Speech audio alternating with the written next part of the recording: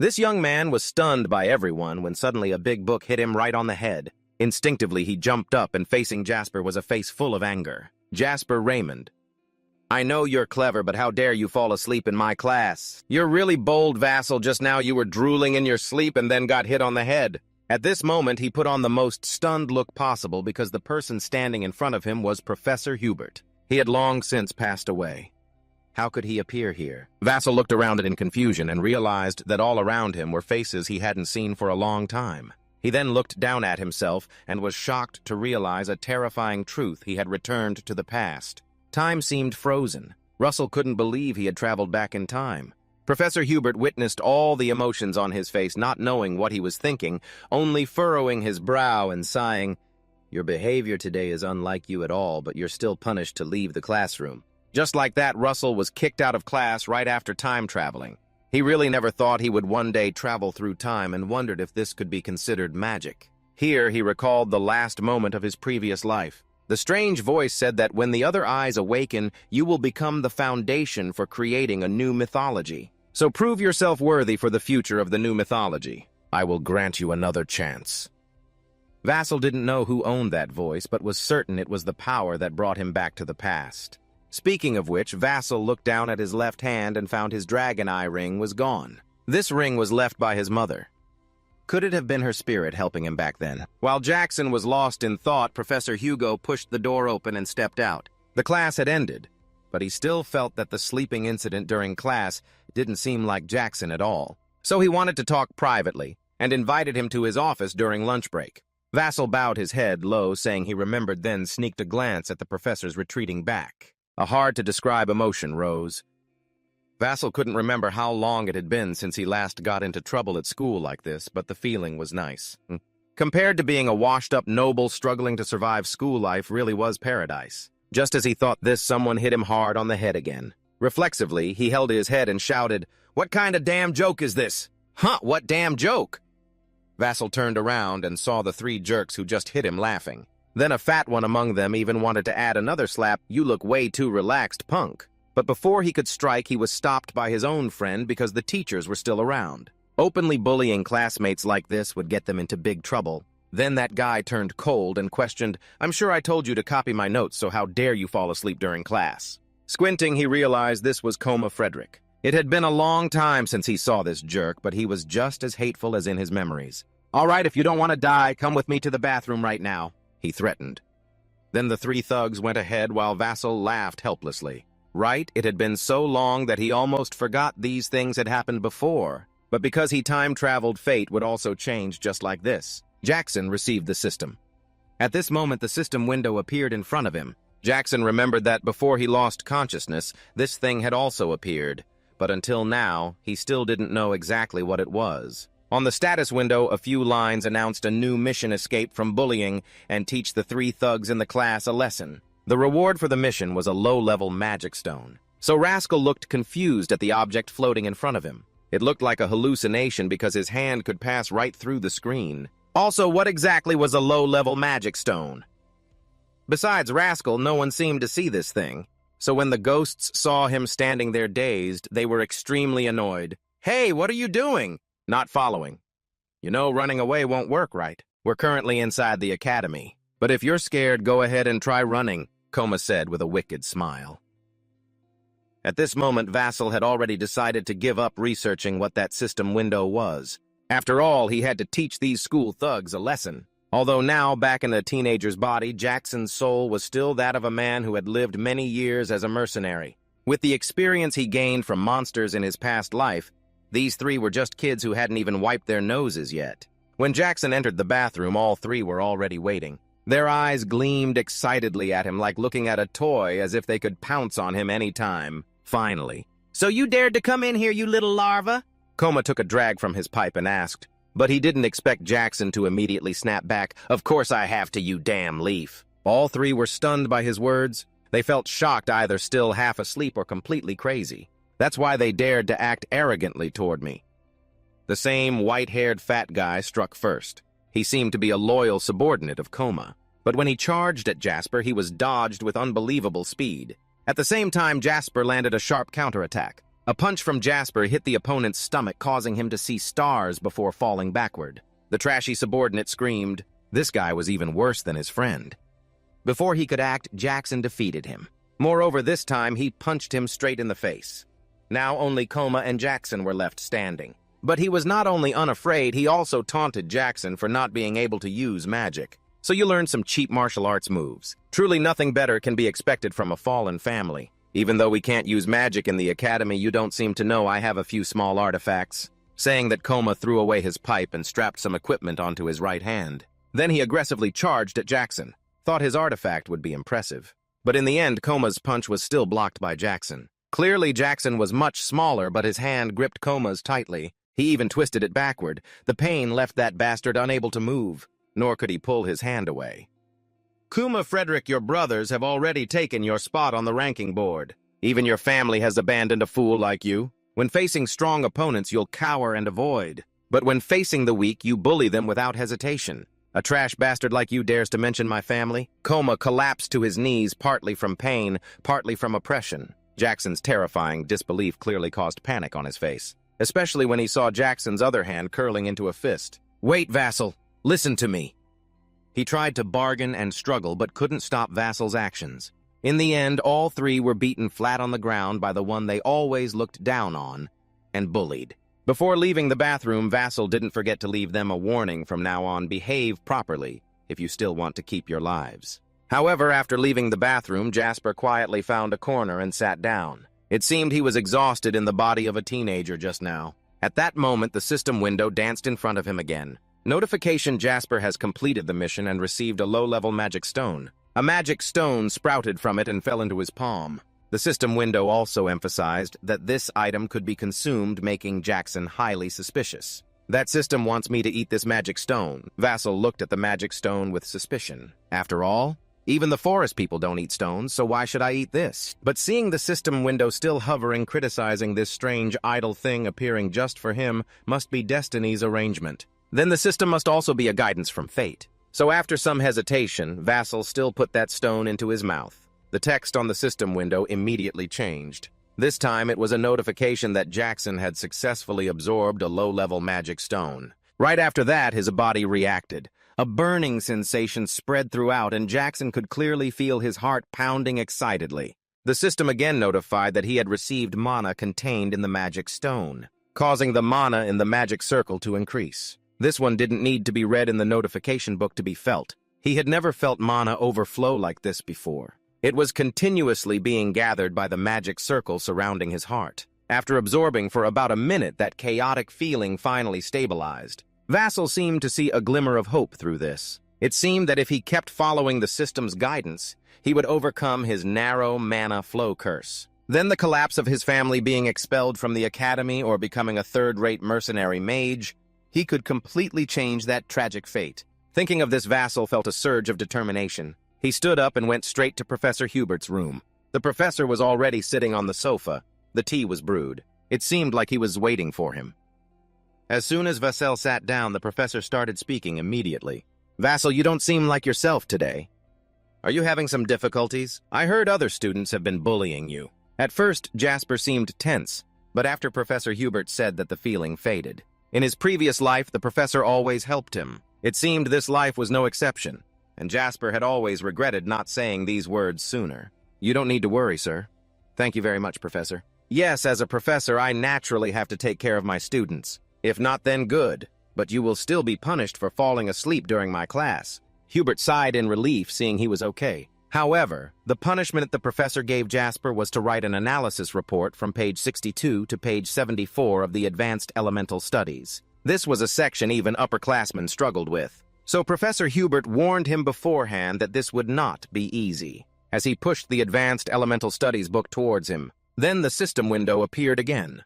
It automatically turned the professor's request into a new mission, and the reward for completing it would depend on the quality of the report and the professor's satisfaction. Specifically, a low-level magic stone along with an undisclosed item. Seeing Jasper's confused expression, Professor Hubert thought his punishment was too harsh and gave a sly smile. What's wrong? Too hard. No, sir. Thank you, teacher. Jasper immediately replied and hugged the Advanced Elemental Studies book as he returned to his dorm. Actually, this assignment was not difficult for him, because in his previous life, due to limited mana flow capacity, he had plunged into studying theory to compensate. Even after becoming a mercenary, he never stopped learning, and that knowledge was still deeply ingrained in his mind. But this life, a new path had opened, and something else just as important as theoretical study was mana flow training. Mana flow is the path mana travels throughout the body. It is absorbed through respiration, flows through the mana channels, and accumulates in the heart. From there, mages can release mana to create magic. In other words, the stronger the mana flow, the more mana you can gather. Also, the faster you can release mana. But as mentioned, Vassal was born with an extremely narrow and weak mana flow. This caused him many difficulties in combat and forced him to live a wasted life. Up to now, having been reincarnated, he still couldn't forget those things, and sincerely wondered if returning to the past was fate sympathizing with his misfortune or just a simple stroke of luck. Regardless of the cause, Vassal was determined to seize this chance to change his fate. Afterwards, he relied on memories from his previous life to find an ancient historical relic of unknown origin. Inside, there were 2 hidden magic books. The abundant flow entered the mage's body, nourishing it and compensating for the major mana flow deficiency. Meanwhile, the mage's body replaced muscle fibers and turned them into part of the mana flow. In other words, the healthier the body, the stronger the mana flow. In his previous life, he discovered these 2 books when his body was already that of an adult. So no matter how much he trained, it didn't change much. But in this life, since his body belonged to a teenager, still developing the effects would definitely be more noticeable. That's why Vassal began a crazy streak of intense training. Every day he pushed himself to train until sunset, or until he was completely exhausted. Of course, during this process, the mysterious system accompanied him by issuing some tasks like running 5 kilometers to practice the abundant mana magic. Vassal obediently followed its instructions, even though it was very hard because it was a rare opportunity. So he absolutely couldn't afford to miss it. He kept running until his legs were limp and he was gasping for air. But since he hadn't reached the 5-kilometer mark, he kept going. The task was only completed late at night. Exhausted to the point he couldn't move, he just collapsed on the grass. And he had no idea that while he was training, a pair of eyes was silently watching him. At the same time, this mysterious figure smiled mockingly. Futile effort. Russell Raymond. A few days later, Russell submitted his report to Professor Hubert. The professor was extremely surprised that Russell could draw such insightful conclusions based solely on the academic materials he provided. He was sure Russell had personally prepared this report. Professor Hubert was even a bit skeptical. "Yes, can you swear by mana to guarantee this?" Russell confidently replied. His attitude was very self-assured, and mentioning the oath so straightforwardly finally reassured Professor Hubert about the report's authenticity. He was also very satisfied with it. Therefore, the reward Russell received was quite generous. Specifically, besides low-level magic stones, Russell also received support gems of the same size and knowledge about the art of summoning monsters. Thanks to that knowledge, he gained effects that boosted magic power, reduced mana consumption, and shortened spell-casting time. Russell was very happy. This also meant the deeper his knowledge, the stronger he would become right. If so, an idea suddenly popped into Russell's mind. He took the opportunity to ask Professor Hubert for a favor to let him use the department library. "May I ask why the student library already has enough books to meet your needs?" Hubert cautiously asked. But Russell said he had already read all the books in the student library. This answer left Professor Hubert somewhat stunned. Even if that was true, using the department library was another matter. And Professor Hubert had to consider whether Russell was qualified to receive this privilege. So he immediately assigned him 10 reports, which were, of course, digitized as system tasks. Vassal was a bit overwhelmed by the volume of assignments the professor gave him, but they suited Hubert's style perfectly. After all, he was known for being strict. The more deeply one understood theory, the stronger the magic. So this little challenge wouldn't be hard for Russell. He had to complete them at all costs to access the advanced knowledge in the professor's library. Moreover, since the reward for completing tasks was magic stones that improved mana flow, Russell had even more reason to strive. So Russell diligently practiced the 2 ancient abundant mana flow spells and seriously completed the reports assigned by Professor Hubert. But living peacefully was really difficult, because the very next day someone came to cause trouble for Russell Vassal Raymond. "I heard you carry the cursed mana flow, but you look like some kind of training maniac. My friend has suffered big losses because of you." Vassal recognized this person. He was Anton Frederick. The reason this guy came here, you could guess it just by thinking with your knees. So what, you guys came for revenge? Anton burst out laughing after hearing this question. Me revenge you. Don't be delusional.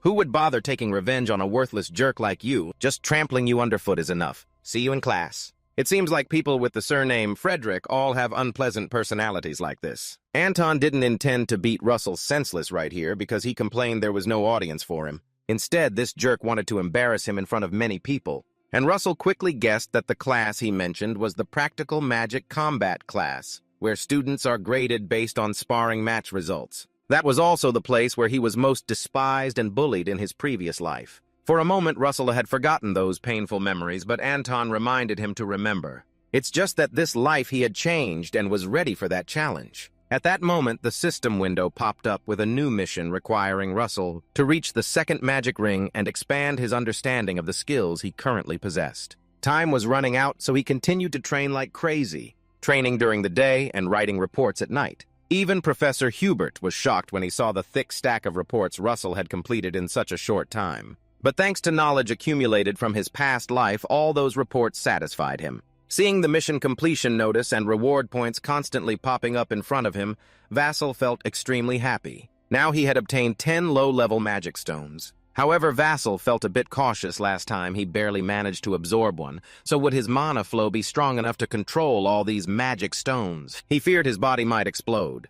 But after thinking it over, he decided to trust the results of his hard training so far. So he consumed all 10 stones at once. The reaction happened very quickly and was completely different from before. Vassal felt like his body was thrown into a crematorium. The scorching heat from inside seemed like it wanted to burn him to ashes. But Vassal didn't lose his mind because he knew what he needed to do was quickly create a new mana flow. He tried to control the pain to identify the next mana flow. He twisted it and tried to form a new magic ring. Vassal put all his strength into this because if he failed, his heart probably wouldn't take it. Clearly a dangerous gamble, but this life Vassal was determined not to live safely. And the reward for risking his life was the second mana ring. As Vassal's body gradually stabilized, his energy was completely drained. He collapsed on the floor, too exhausted even to read new system notifications. But after completing this mission, Vassal gained quite a bit of knowledge about his magic attributes, and the mana of those magics was also enhanced. At dawn, Vassal dragged his tired body to meet Professor Hubert to submit his final report. He told him he had completed all assignments, which made the professor very pleased. But the strict professor still wanted to ask one last question. Out of the 4 structures that make up magic, which one is the most important? Hubert thought this question was much more basic than previous assignments because it was very practical. But Vassal's expression suddenly froze. Professor Hubert felt he had made it hard for him since he himself had only recently found the answer. So the professor had originally planned to give Vassal a different question. But at that moment, Vassal confidently and clearly gave his answer. The most important thing is spirit projection. This time it was Professor Hubert who paused for a few seconds. Why do you think so? Vassal calmly but confidently explained his answer. According to him, magic is something that can materialize the impossible into the real world by using mana. The world classifies this process into 4 levels. Synchronization, where we learn the natural laws of phenomena. The mental image, where we visualize what we've learned in our minds, constructing formulas to develop visual images. Finally, there is development, where magic is realized through formulas that can be understood, constructed, and developed through effort and perseverance. But the mental image is not something you can achieve through effort alone. Breaking your own limits to reach free imagination through courage is what determines the level of each person's mental image. For example, Vassal can use magic to create a small flame, but if he imagines that flame as an arrow, it becomes a second-level magic spell called a fire missile. Next, if he imagines something else, that flame can transform into something completely different. In other words, if your imagination has no limits, you can even create things that don't exist in this world, purely fictional illusions. Like a dragon, for example. Like a shadow cast where the sun shines, or hot ice. So everything starts from understanding the world but ends by overturning the world's laws in many ways. That is the essence of magic. You explained it very well without hesitation. His confident demeanor made Professor Hubert even more amazed, just as he thought the student's library was too narrow a world for Vassal. And as a professor, how could he stifle a young talent by limiting him to such a narrow world? The mission to gain access to the first floor of the professor's library was completed, Vassal had just received recognition from Professor Hubert and also obtained 2 low-level magic stones. That was a completely deserved result for his relentless efforts over the past few days. Immediately after being granted permission by the professor, Vassal hurried to the department library. Although he had only accessed the first floor, the vast space and volume of books there were already overwhelming. It was completely different from the student's library.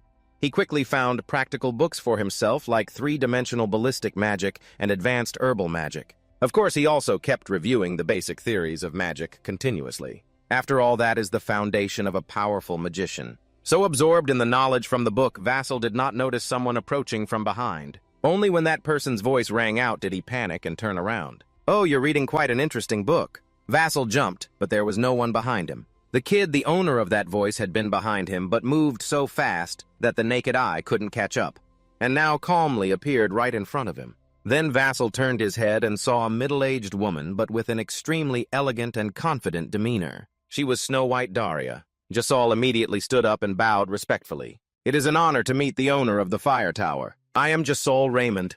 Standing before someone like Daria Vasile, it's hard not to feel breathless. Because she is a mage with 8 magic rings. There are very few people in the world who can match her. Even though she is over 80 years old, a giant to maintain her youthful appearance. Just this alone shows how abundant Daria's mana flow is. It's just that he doesn't understand why she appeared here. "Oh, so the kid knows me? Don't be so nervous. I'm just a companion traveling alongside you." Saying that, Daria took out a lollipop.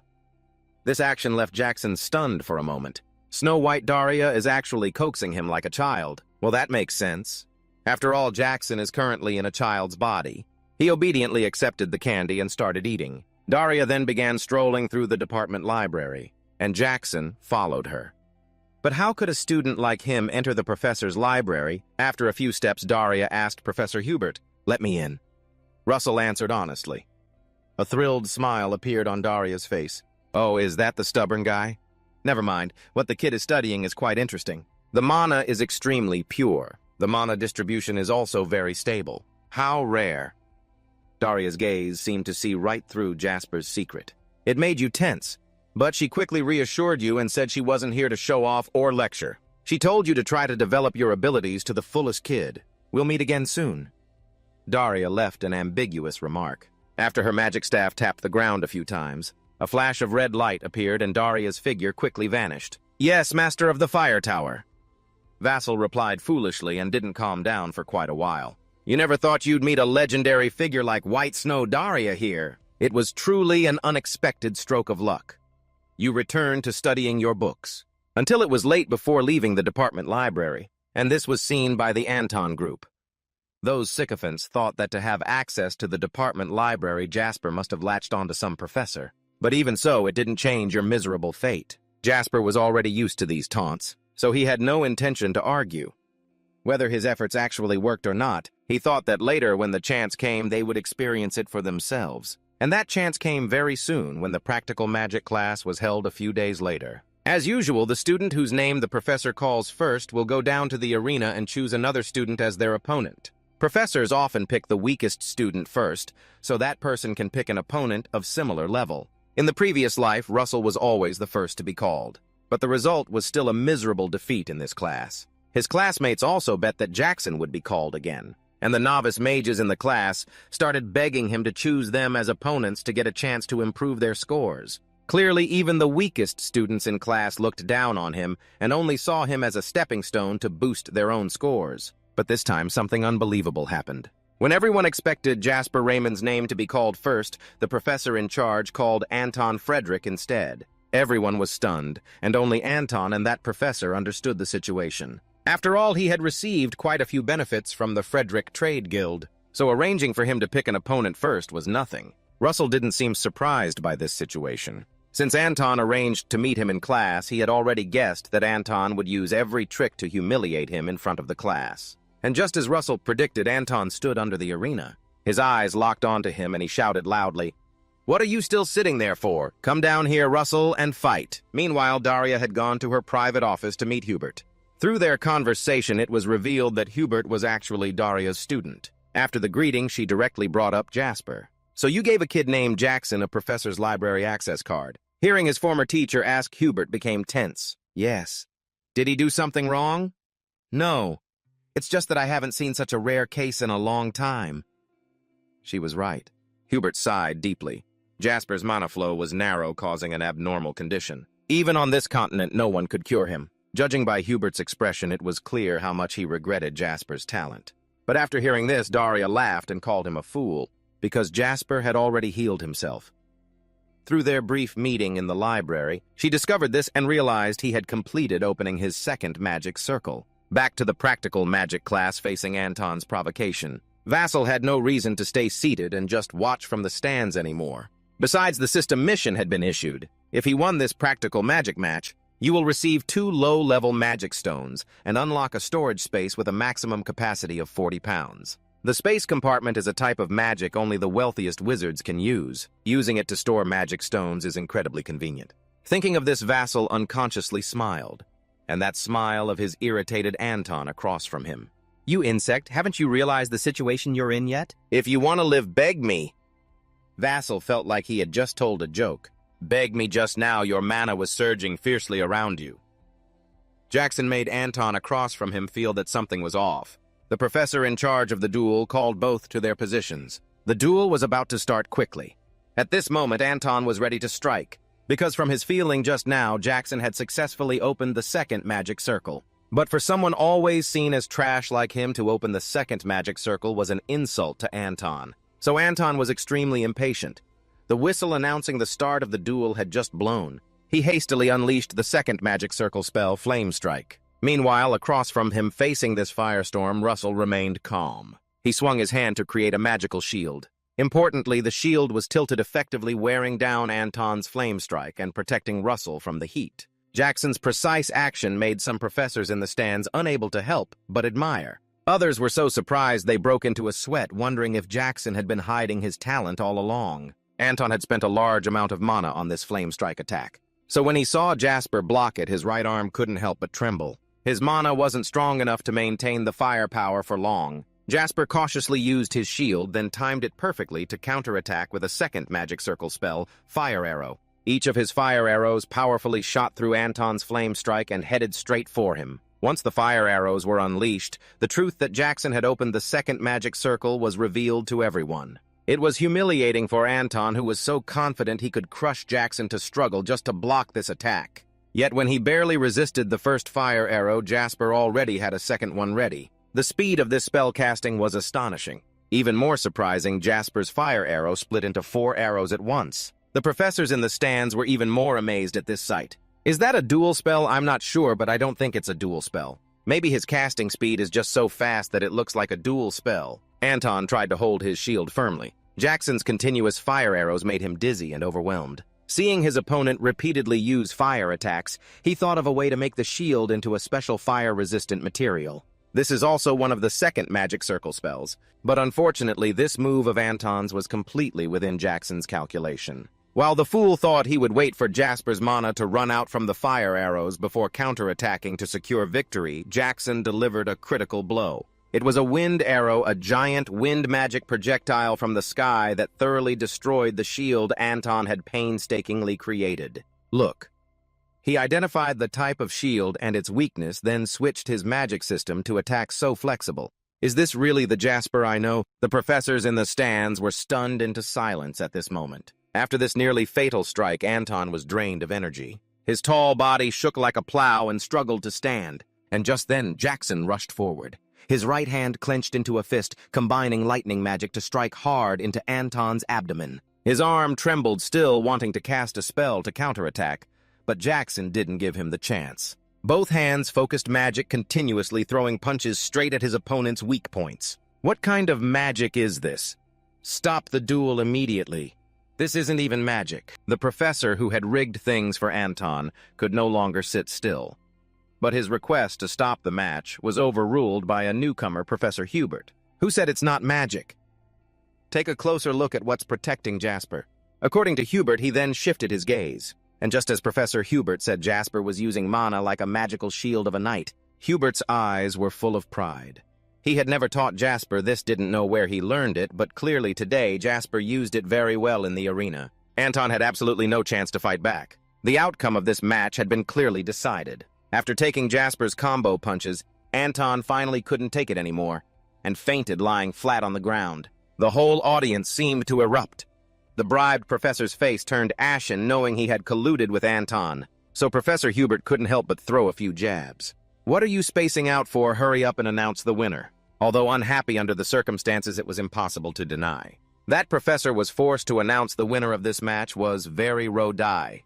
"Good job, Mon. Now you can go rest." He politely dismissed Jasper, but he wasn't ready to stop yet. According to professional rules, if the winner doesn't want to stop, they can choose the next opponent. Moreover, the mission stated Jasper would earn extra rewards if he achieved consecutive wins in this test. So he didn't want to only beat Anton. Then Vassal asked his henchmen to come down and face him, setting a record of 14 consecutive wins. Professor Hubert sat in his office sipping tea and enjoying the satisfaction and joy of this news. He just couldn't understand how Jasper could develop so quickly. That night, after beating Anton and his henchmen badly, Vassal happily returned to the dorm. After showering, he began to check the rewards he received today. The best was still the space bag. The rest were mostly low-level magic stones. They were all automatically transferred into the bag. Among countless notifications, Vassal noticed one about a mysterious reward he had just received. He then reached into the space bag and pulled out a scroll with a drawn map. As soon as Jasper found this map,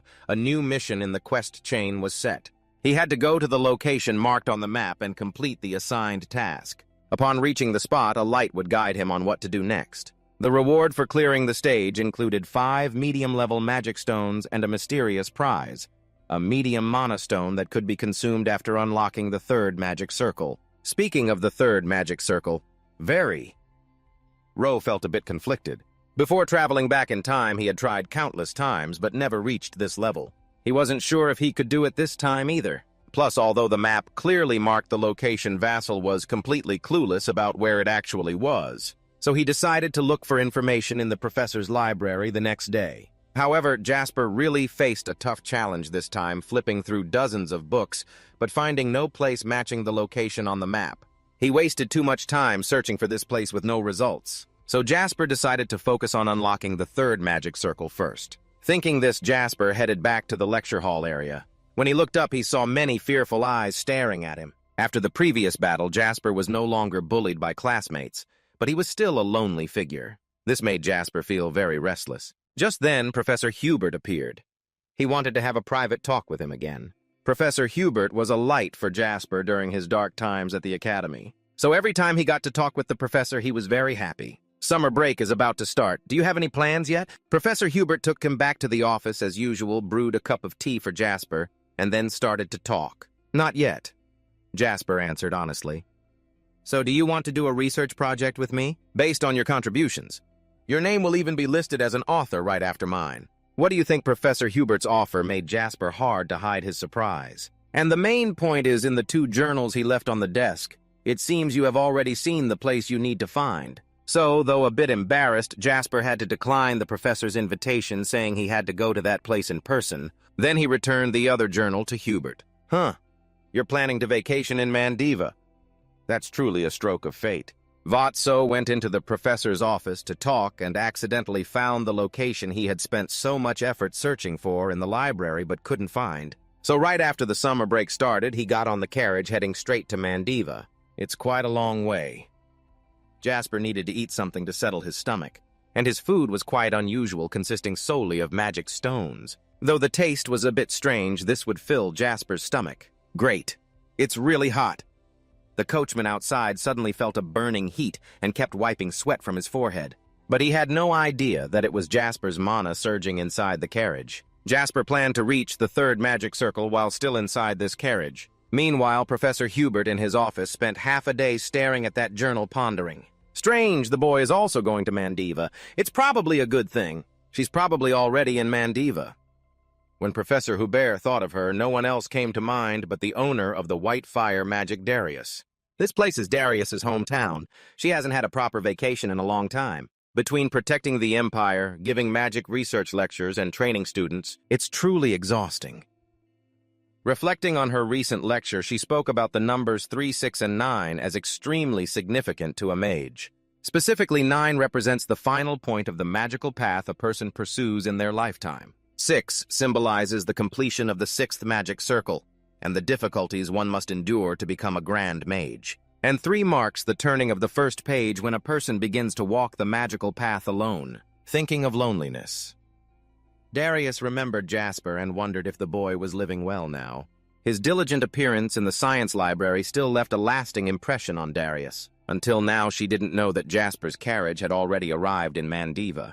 It's just that the coachman kept calling but didn't get a response. When he opened the carriage door, the scene inside shocked the man. Jasper pushed himself too hard to open the 3rd magic circle and used too much energy to stabilize the chaotic mana, so he became exhausted and fainted. After the coachman brought him into town, the first thing he did upon waking was to eat like a battleship to recover his strength. Thinking back now, it's still scary.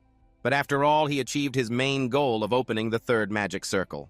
Jasper couldn't believe he could break through his limits just months after returning to the past.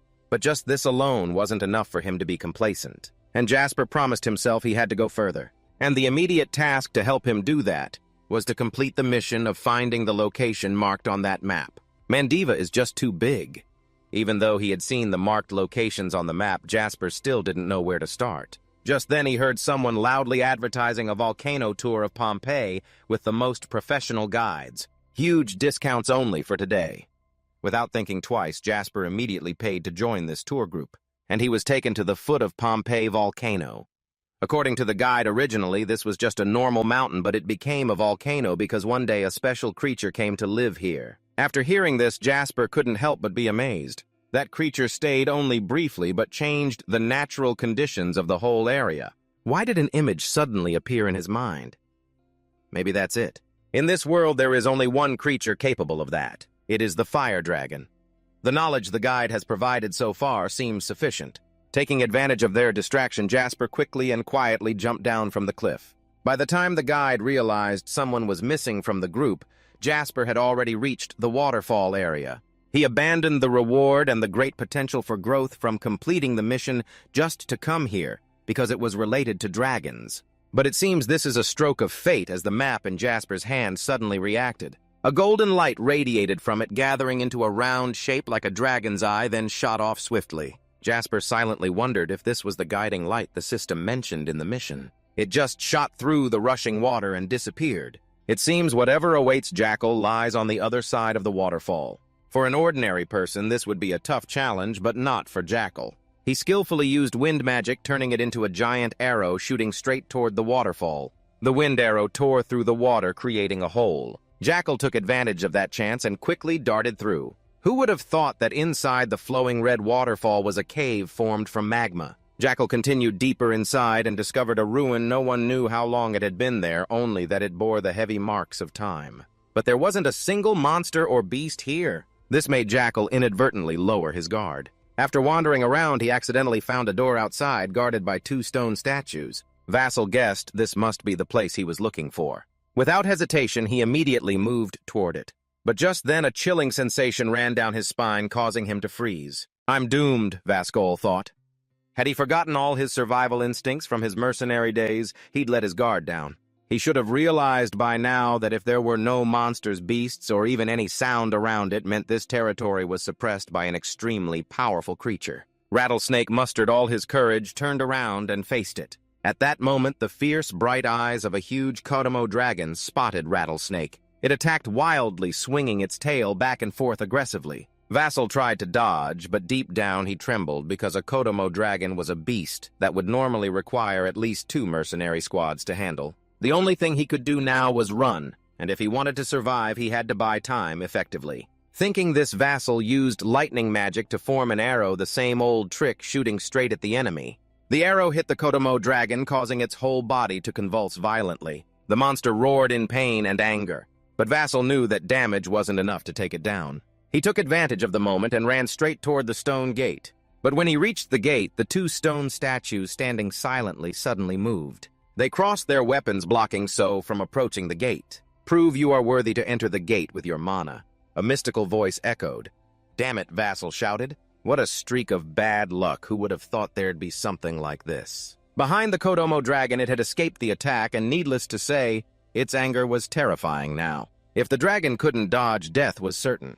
But he had struggled hard for a chance to start over. How could he just accept death here? Vassal turned to face the ferocious monster charging at him, then cast a fire arrow using all his mana. He bet everything on this move to take down the beast. Who would have guessed that when Jackal used fire arrow, the red stone embedded in the rock wall suddenly reacted? The Kodomo dragon opened its eyes wide, then suddenly stopped as well. It stopped right in front of Jackal, then carefully knelt down and bowed before him. Vassal was completely confused, not understanding what was happening, while behind him, the two stone statues had returned to their original state. The seal on the gate had been lifted. The voice said Jackal had proven himself worthy to pass through this gate. The red stone kept glowing its light so intense it blinded Jackal. He temporarily lost his sight, and only after a long moment could he see again. The first thing that hit Jackal's eyes was his own face. More precisely, he was seeing his reflection through a thick layer of ice. Vassal was twice as confused when he realized he was in a cold room. The floor was covered with thick ice and snow, and several stone statues guarded the area. Could the light just now have been teleportation magic? He had clearly just been inside a cave. While the dragon was still confused, a huge object emitting the same mysterious red glow appeared in the center of the room. At the same time, a new quest window appeared. It was Chapter 2's quest, requiring him to defeat all the ice golems in the area and overcome the fire challenge. The reward for this challenge was 5 medium-level mana stones and a mysterious prize. Ice golems, Russell muttered. Then he heard a rumbling sound. The stone statues surrounding him suddenly opened their eyes from their stone slumber, simultaneously transforming into ice and advancing toward him. Damn, does this quest really require me to take down all these guys? This seems a bit too harsh. Vassal used a fire missile to take down the first golem. With his extensive combat experience, he knew that to defeat a golem, he had to destroy its core inside. Yet the fire missile that seemed to have hit the golem only cracked its chest. The ice it was made of was incredibly hard beyond Vassal's imagination, as fire had little effect. He then tried using wind magic, but unfortunately Vassal couldn't cast wind arrows. Even lightning magic was completely nullified. It seemed this challenge could only be overcome with fire magic. No wonder the quest mentioned the fire challenge. That meant Jackal couldn't use any magic other than fire attributes right now. The situation quickly worsened when he was knocked down by a golem. Dozens of aggressive golems pushed Jackal against the wall. If he stayed idle, they would surely crush his right arm. Jackal moved slightly and used fire missile again to attack the golems in front. It was truly terrifying. Casting spells at a dizzying speed, Russell continuously launched fire missiles straight at the golem horde. Of course, continuous attacks were more effective than single strikes. But even so, Vassal was overwhelmed by the monsters because he was tired, having only defeated 2 so far. If he kept following this group, he would run out of mana before defeating them all. Vassal risked counterattacking while also trying to find another way to break the solid ice armor of the golems. Immediately, he needed to focus all his power on one point. In the end, the answer was density. Vassal took the opportunity to run away and cast magic. Once he reached the desired distance, he created a fire missile and enlarged it. Not stopping there, Jasper added a formula simulating fire lightning and finally merged all these elements together. The power began to condense. But right then, a golem charged at him and raised its ice axe. Jasper's heart trembled. "Come on, merge it now," he shouted. A deafening explosion and a blinding flash of light appeared. The golem before Jasper was torn apart, and in Jasper's hand was now a fiery scythe. Though exhausted, it seemed he had found a breakthrough. Evidence was the new system notification reminding him that his understanding of fire element had surpassed his own limits. Jasper could feel it too. This power was at least close to the level of the 5th magic circle. And maintaining this fiery scythe has already drained a large amount of your energy. Therefore, Jasper has no reason to hesitate. He clenched the new weapon tightly in his hand and charged at the golem horde to fight for his life. The golems were big but slow, while Jasper was small but agile. Plus, with his past life battlefield experience, he darted past several golems as fast as an arrow. In an instant, he had taken down 2, then another one. At this point, only one ice golem opponent remained, but Jasper faced great difficulty defeating this last obstacle. Because right after Jasper destroyed another golem, the last one ambushed him from behind, pushing him against the wall. Jasper used the fiery scythe to block that blow. Otherwise, he would have died. But the price for surviving that moment was his mana rapidly depleting. The scythe in his hand was also about to lose its shape. According to Jasper's calculations, he could only launch one final strike. Facing the enraged golem charging at him, he decided to retreat to gain momentum, then threw his weapon like a spear. Along with the monster's roaring charge, his scythe managed to carve a large hole in the ice golem's body before completely disappearing. Only after witnessing that scene did Jasper's burden lift, and that was when he collapsed amid the ruins from exhaustion. For completing the mission on time, Jasper received a reward of 5 magic stones and a mysterious prize, the Horn of the Forgotten King with fire attributes. His life was now secured. The giant horn hanging suspended in the air began to shake violently. Under the pressure, the chains started to snap and fall to the ground. A red flame flared up, blazing bright red. System notification of reward, the Horn of the Forgotten King fire essence. A dazzling light appeared, blurring everything around. The motionless object on the ground was gradually enveloped in light, entering the subconscious of the Forgotten King to receive the reward. He, with a bloodied face, slowly opened his eyes. Currently, Jack was suspended by golden chains in an endless space. In front of him flickered a screen. He thought this place was a series of notifications flashing, "You have received the reward, the Horn of the Forgotten King fire essence. Entering the subconscious of the Forgotten King to receive the reward." Vasco wondered, "Isn't that the Horn of the Fire Dragon King?" He irritably questioned, "But is this really a reward?" "I feel like I'm being tortured." A dark, eerie voice echoed inside his head, intimidating anyone who could endure it. The trial of fire and entering the subconscious of a divine being. He painfully and fearfully gasped, "Are these the lingering thoughts? I feel like my head is about to split open." The giant burning horn appeared, carrying that low voice. It looked at him and said, "I grant you a fragment of the king." Vassal was shocked by that statement and could only blink as the sharp horn lunged toward him. He cried out in horror, "What?" Before Vassal could react, it decisively pierced through his body. Vassal screamed in pain, rolling his eyes. The pointed tip of the horn was embedded inside him. Immediately after, Rattlesnake's body exploded with a terrifying surge of energy. The horn's voice sounded again, "Use this power!" He groaned in pain before the powerful energy surging within him.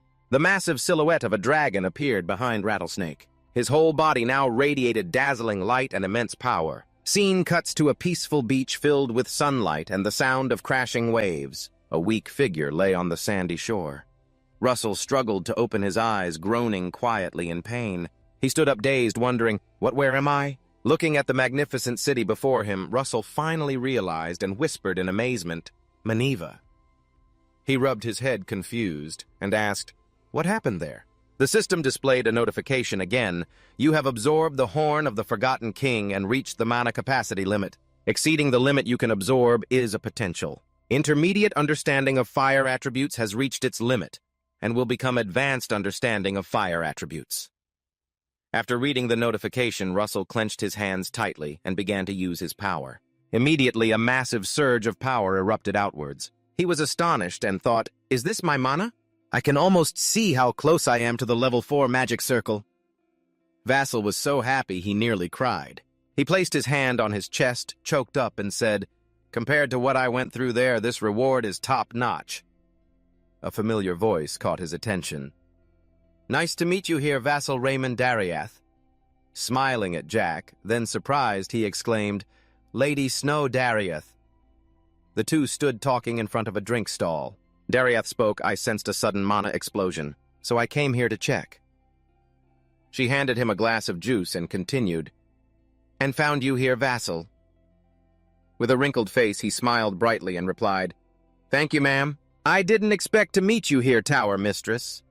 Dariath's eyes lit up silently, assessing the boy who had almost reached level 4 magic circle in such a short time. She glanced at him and couldn't help but marvel, "His mana is even purer. The boy is basically a genius." Russell put his glass down and asked, "So what brought you to Mandiva Tower, Mistress?" Dariath looked at this beautiful scenery and softly replied, "Not many know, but this is my homeland." He suddenly asked, "Your homeland?" She calmly answered, "Yes, that's why every summer I come back here." "But honestly, what brings you here, kid?" He looked at her, thinking it was too soon to tell her the truth, and awkwardly scratched his head, hesitating. "Well, after some thought, I came here just to admire the world more." Dariath laughed and said, "Oh, I see." In her heart, she silently considered whether to test this kid's abilities. Suddenly, she made a proposal, "So would you mind helping me out a bit?" Dariath snapped her fingers and used her power. Immediately, flames burst out surrounding Jasper's body. A cloak appeared draped over him. Jasper looked at the emblem on the cloak in amazement, thinking it was the symbol of the fire tower. Daria calmly answered the question he hadn't voiced. "Don't worry, it's something you can do." The system popped up again with a reminder announcing Daria Snow's test mission. Help her fight off the slave traders with pirates at Mandiva port and pass her test. The reward is a mid-level mana stone.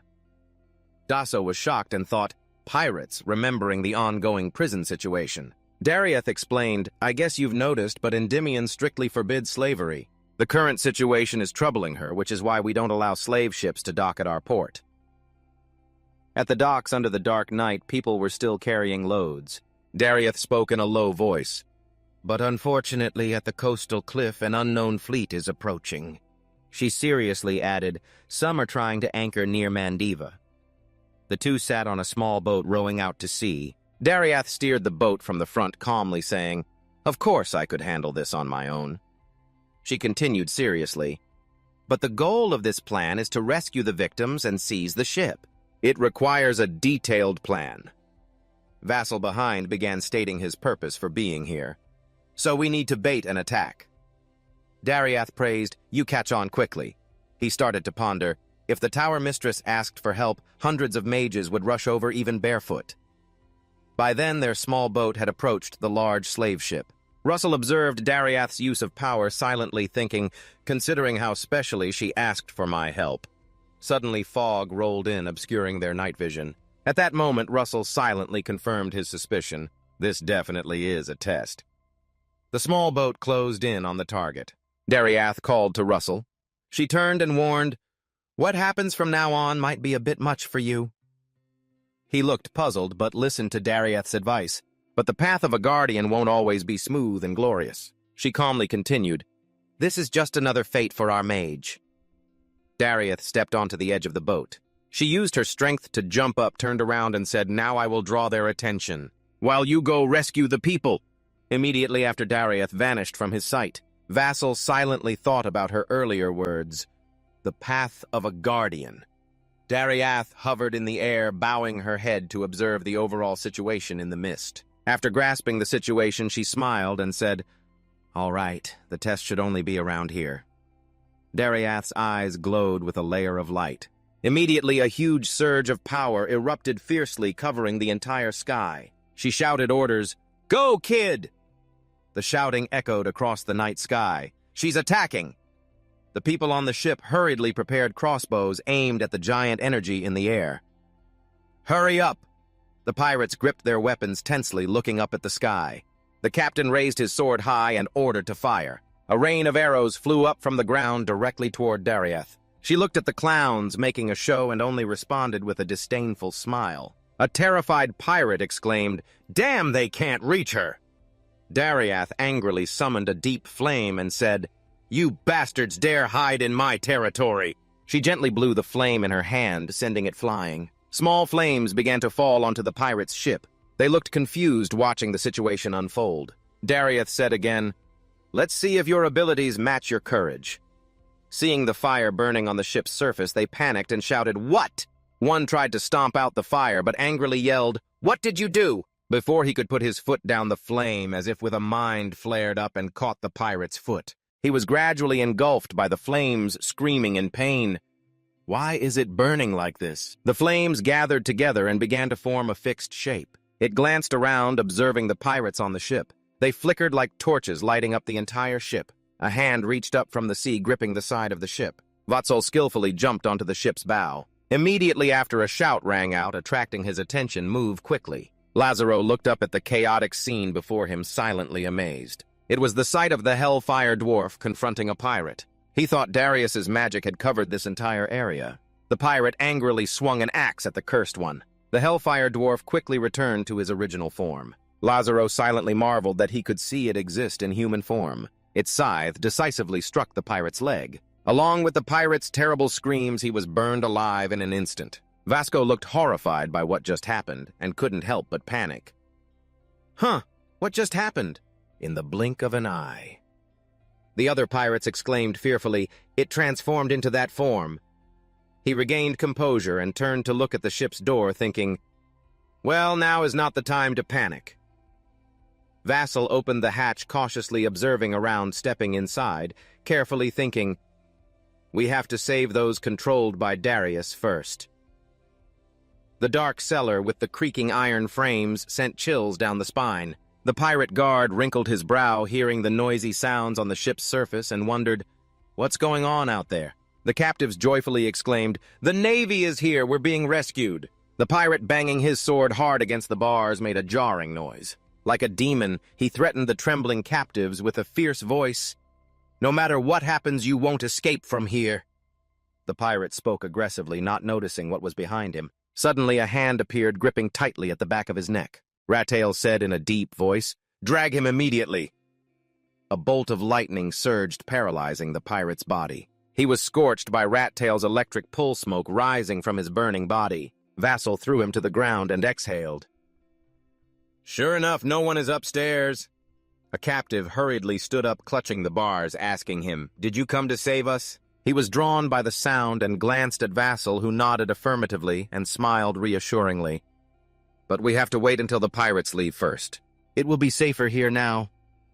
The person immediately knelt down and bowed deeply, exclaiming, O Divine One, you have heard my prayers. He glanced around silently, wondering how many others were locked up in this tiny place. Rattail's eyes slid in astonishment.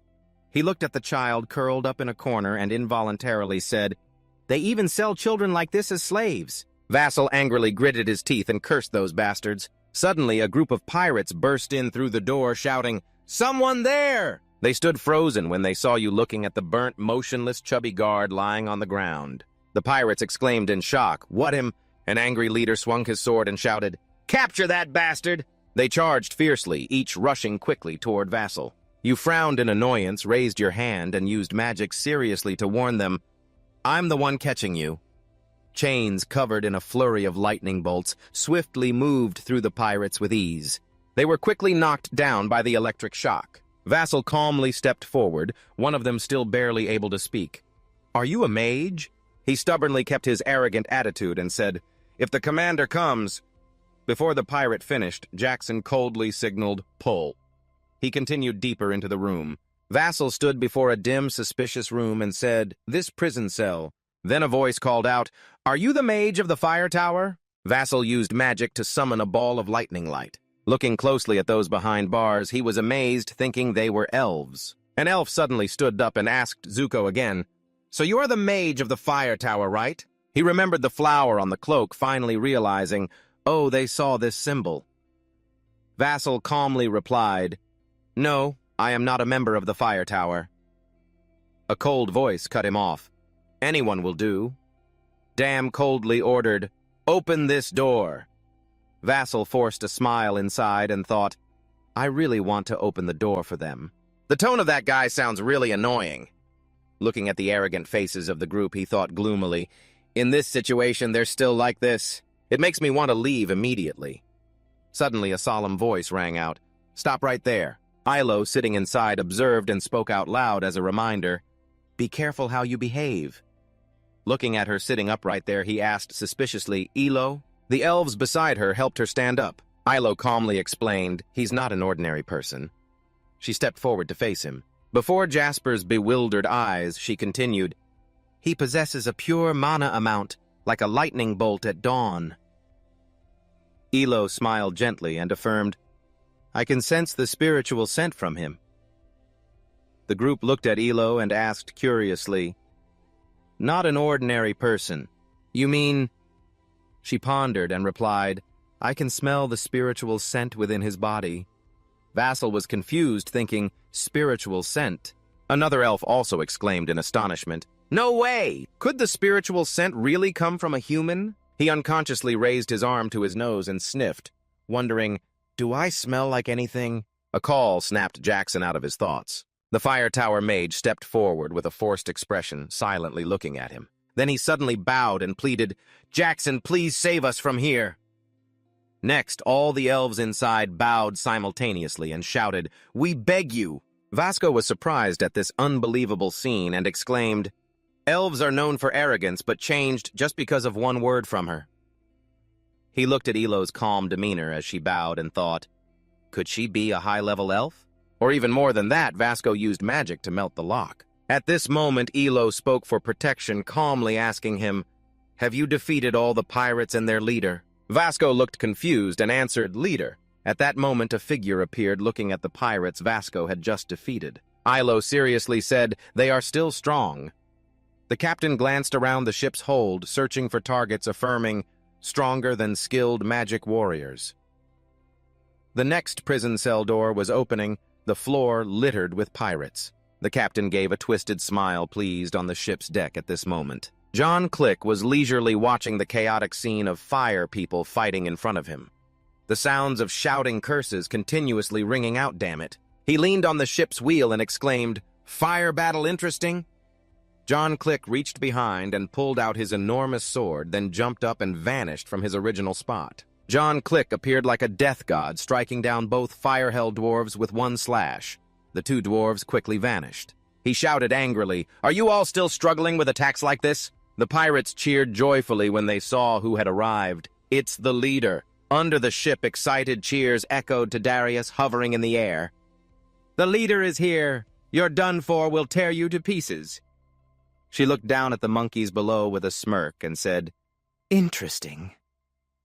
Immediately, Darius dived down to join them, her feet firmly landing on the railing by the helm. John Click and the pirates immediately turned to look at Darius like a queen from above, holding her staff and looking down. John Click sneered angrily and asked, are you closing the distance between us? She didn't answer directly, but calmly replied, it seems you are the leader. He confidently announced, that's right, I'm the captain of this ship, John Click. Darius observed him carefully and commented, the way you use aura. John Click fell silent, listening to her question. You must have been a knight before. What are you doing here? He started laughing bitterly, covering his face and growling in frustration. Does being a knight pay the bills or cover taxes? John Click raised his head proudly and said, the Click brothers made a fortune from slave trading. Darius frowned and asked, brothers. He quietly started using his power, taking advantage of her distraction to quickly charge forward, delivering a powerful slash aimed directly at Darius. At the same time, down by the prison cell, the back wall suddenly cracked due to an unexpected impact. An urgent warning sound alerted him to the abnormal situation. Too dangerous. 1 second later, the wooden wall exploded, creating thick dust clouds. Vassal nimbly dodged the attack but began coughing heavily because of the dust. He quickly raised a protective shield around his body, exclaiming in alarm, what is that noise? Looking at the debris at his feet, he thought silently, so painful, keeper. Watching Jasper's movements, he said excitedly, you blocked them. He released energy, drawing his sword, and stepped closer to Vassal, guessing that he must be a mage as well. Jasper observed the power source on him quietly and assessed aura from the sword. Is he a knight? The system board popped up a notification. A tough battle, the first fight against a swordsman. Very difficult situation, but defeat your opponent. Reward for passing intermediate mana stones. Elo staff behind reminded Vassal's guard, be careful. She looked at the captain, who was approaching with an overwhelming aura, and explained, he is the deputy leader on this ship. He exhaled disdainfully. Even if you're a mage, you're just a snot-nosed kid. Then the captain kicked a pirate lying motionless on the floor, sneering, you didn't kill them, just kick them out. He said casually something unexpected. If you've won, you should finish them off. The captain laughed nastily, pointing his sword at Jackson. I'll show you! Jackson didn't want to lose and unleashed his power lightning bolts, appearing around him. In his mind, he calculated, fire demon magic has huge area damage, so if that's the case... Jackson jumped aside and decisively launched lightning toward him.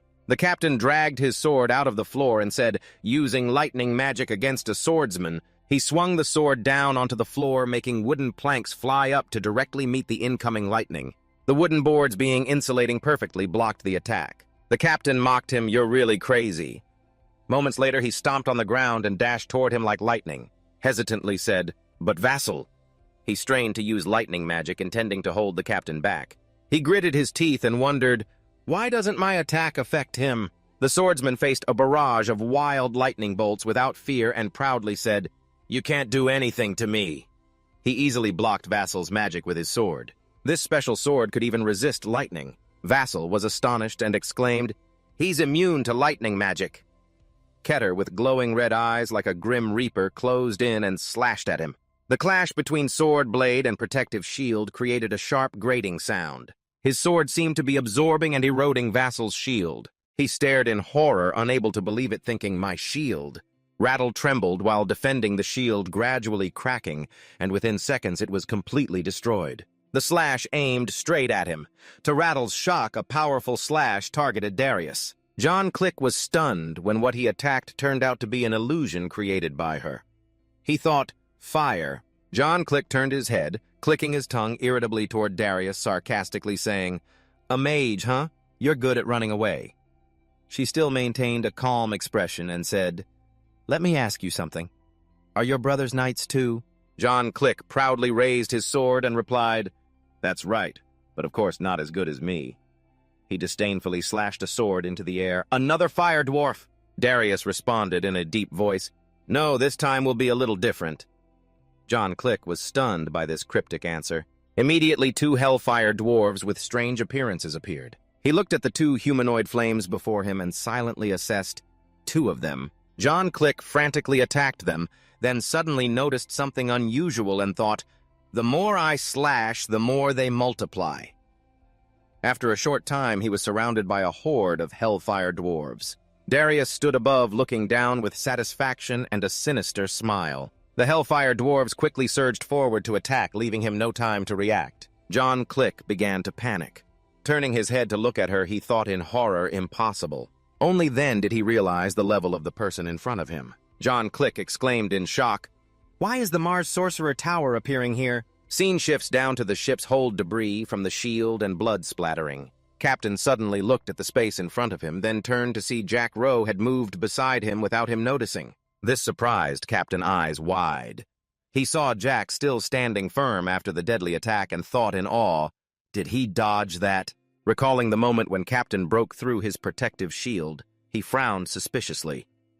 He should have been cut in half. Observing the energy around Zetsu's body carefully, he began to speculate. Is he surrounding himself with defensive magic to strengthen his body? Caton grinned wickedly and excitedly thought, "Whatever it is, it's useless. He's just a rat trapped in a cage." Elo anxiously watched the battle and couldn't help but call for guards. Zetsu, panting and clutching his chest tensely, thought, "Your knight." He recalled memories that seemed buried deep, the face of Spanzoom haunting him. In a past life, he had met him. Vassal fearfully recalled that bloody scene. He had slaughtered an innocent group of mercenaries just for bumping into him. Just as Vassal was about to fall, a savior appeared. Alan stood in front, protecting Jackson. Behind the two facing each other, both wielded immense power. He thought back the only person who could stop him was a mage. The two clashed in battle almost evenly matched. Russell thought of Alan during the fight, silently calculating that his method was returning to reality. At this moment, he summoned a new protective shield, facing the Keeper's furious assault. Russell quickly calculated as one of the Keeper's powerful sword strikes smashed down on his defense. Immediately, the shield shattered, producing a deafening sound. Unexpectedly, beneath that layer of defense was another shield.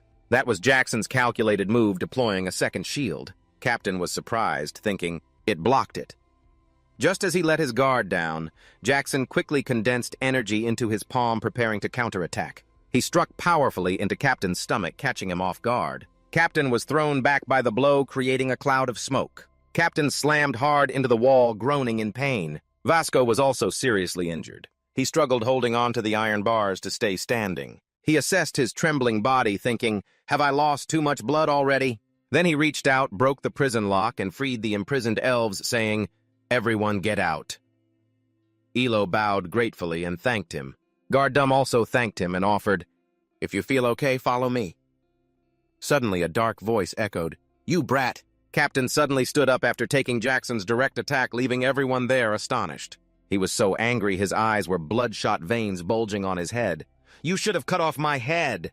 Russell was shocked to see Captain still standing, wondering silently, "I did it right." He quickly raised his hand to shield Elo behind him and ordered, "Please take the captives upstairs." Dang objected angrily, "You want us to release the humans?" Another elf chimed in, "You want to?" But Elo interrupted the descent, agreeing with Hasso. "Fine." Guard Catter stood up, cracked his neck, and sneered mockingly. "Still have time to rescue slaves." Like lightning, he leapt forward, disappearing from his original spot filled with murderous intent, like a mad demon fiercely attacking Jackson's defenses. Excitedly, he reminded him, "Take care of yourself first." Each sword strike easily shattered a layer of shield. As soon as the first layer was broken, Captain guessed his move, giving Jasper no chance to resist continuing the attack. He thought, "I won't give him any chance to counterattack." He smiled smugly at the struggle Jasper showed in battle. Under such overwhelming power, Vassal could only frantically use shield magic again and again. Watching the elves desperately trying to escape, he told himself, "I have to hold on." The elf group quickly retrieved the key from the prison guard's corpse. They quickly rescued those enslaved by the pirates. Vassal silently resolved, "Just a little more time to get everyone out of here." Soon after, an announcement sounded, signaling the danger was over. All guards are safe. Keeper was still very confident in his abilities. He taunted him mockingly. "You think this will work?" A gentle voice rang out, accompanied by blazing red flames spreading throughout the cell. "Of course it will." He was stunned by this unexpected turn and couldn't react or dodge in time. Vasco shifted his stance, smiling calmly as he declared, "And now I will destroy you." The flames grew larger, spreading through the ship's cabin. Captain began to tense up, thinking, "What is this?" Jasper's eyes changed. They became sharp like a hunting leopard's. He sensed danger and immediately stepped back, calculating silently. The atmosphere around him changed, and Captain's expression showed an indescribable excitement. He thought, finally, he's ready to make his move. Captain channeled the energy inside his body and then aimed straight at Jackson. Recklessly charging forward, he confidently asserted, "Then I'll stab both you and your shield." Suddenly, he began using magic, startling Captain. Jackson summoned a blazing red spear, fiercely pointing its tip at him, fearless and ready to face him. Fire Flame Spear. Keeper's face darkened as he fiercely swung his sword forward, judging Fire Spear. Huh? It looked wild and fierce, not to be underestimated. Right in front of him, he immediately doubted, "No, this is completely different." This spear clashed twice, producing a harsh sound and dazzling light. Captain still quietly wondered. It must be at least several levels stronger than the previous magic he cast. Meanwhile, on the ship's deck, the unfavorable situation was turning against John Click. He cursed angrily. "Damn it!" John Click looked at the growing horde of fire-held dwarves surrounding him, urgently calculating his strategy. "The more I kill, the more they come, but I can't kill them all." He frowned and stepped back silently, scolding, "What the hell is my idiot brother doing?" Watching Darius calmly standing there, John Click grew even more frustrated, thinking if he were here, he would have already caught that witch. The dwarves didn't give him a moment to rest and rushed to attack again. John Click blocked them with a single slash, telling himself to hold out just a little longer. Suddenly, the wooden plank beneath him began to crack, revealing flickering light. The ship rocked violently, making John Click even more anxious and alarmed. Seeing the growing light beneath his feet, he grew increasingly suspicious of this tragic situation. A gigantic pillar of light appeared, piercing through the ship's sail and shooting straight into the sky, momentarily dispelling the night and shaking the sea surface. John Click stood at the center of that immense energy, immediately crying out in pain, spitting blood. He couldn't believe he was defeated, only able to helplessly scream in rage and disbelief. Darius was also shocked by the sudden scene, covering his mouth and exclaiming, "What is happening?" She heard the noise, turned around, and seeing Elo and the elves rescuing prisoners, thought I was too careless. Then she looked at Jackson, lying motionless in the ship's cabin, and blamed herself. Leave it to Jackson to handle everything. Surrounded by flickering flames, he lay there silent and still. The system displayed a message, "You have completed the mission and received a reward. You received a mid-level mana stone." Below the ship, the pirates aggressively climbed aboard small boats, continuously shouting that their leader was down and surrounding them. The defense ship gathered, hearing the chaos. Darius just laughed mockingly and gently raised his staff. She used magic to disperse the Helldwarf group, saying I should think carefully about this matter. Darius decisively slammed his staff onto the deck, making a loud noise, a sound like a signal horn that made the dry dwarves hesitate before jumping into the sea. Rushing to attack the pirates' small boats, the large ship began to move, leaving behind the dazzling light of the just-finished battle. Healing power was being used by Elo on himself very slowly. He hugged his heavily injured body, struggling to sit up, and asked, "What happened?" She gently reminded him, "Don't move, the warm magic from the benefactor is still radiating." Ilo spoke up. "My mana hasn't recovered yet, so healing will take a little longer." Seeing Jackson awake and standing aside, Darius couldn't help but praise, "Well done, you defeated 2 knights by yourself." He was still confused and said, Jackson questioned, "I thought I only fought 1. She calmly explained, "Actually it was 2. The 2 pirate leaders were tied to the mast unconscious." Silent Elo gratefully said, "I owe you." She seriously confessed before Jasper's confusion. "It's a big debt.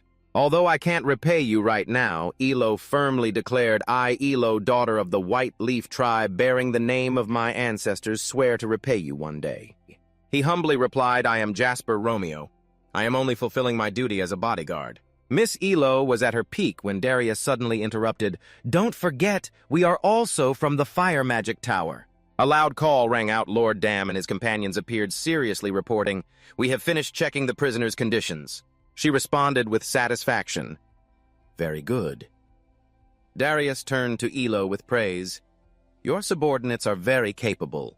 Vassal suddenly thought, "They have behaved completely differently than before." He turned to her and asked foolishly, "Miss Elo, what did you mean by inside the ship?" Elo calmly answered, "Are you asking about Darius?" Startled, he turned his head upon hearing her question. "When I mentioned the souls on the vast sea, the ship was still moving forward toward the place where the sun begins to rise," Russell responded. "That's right." Ilo probed further.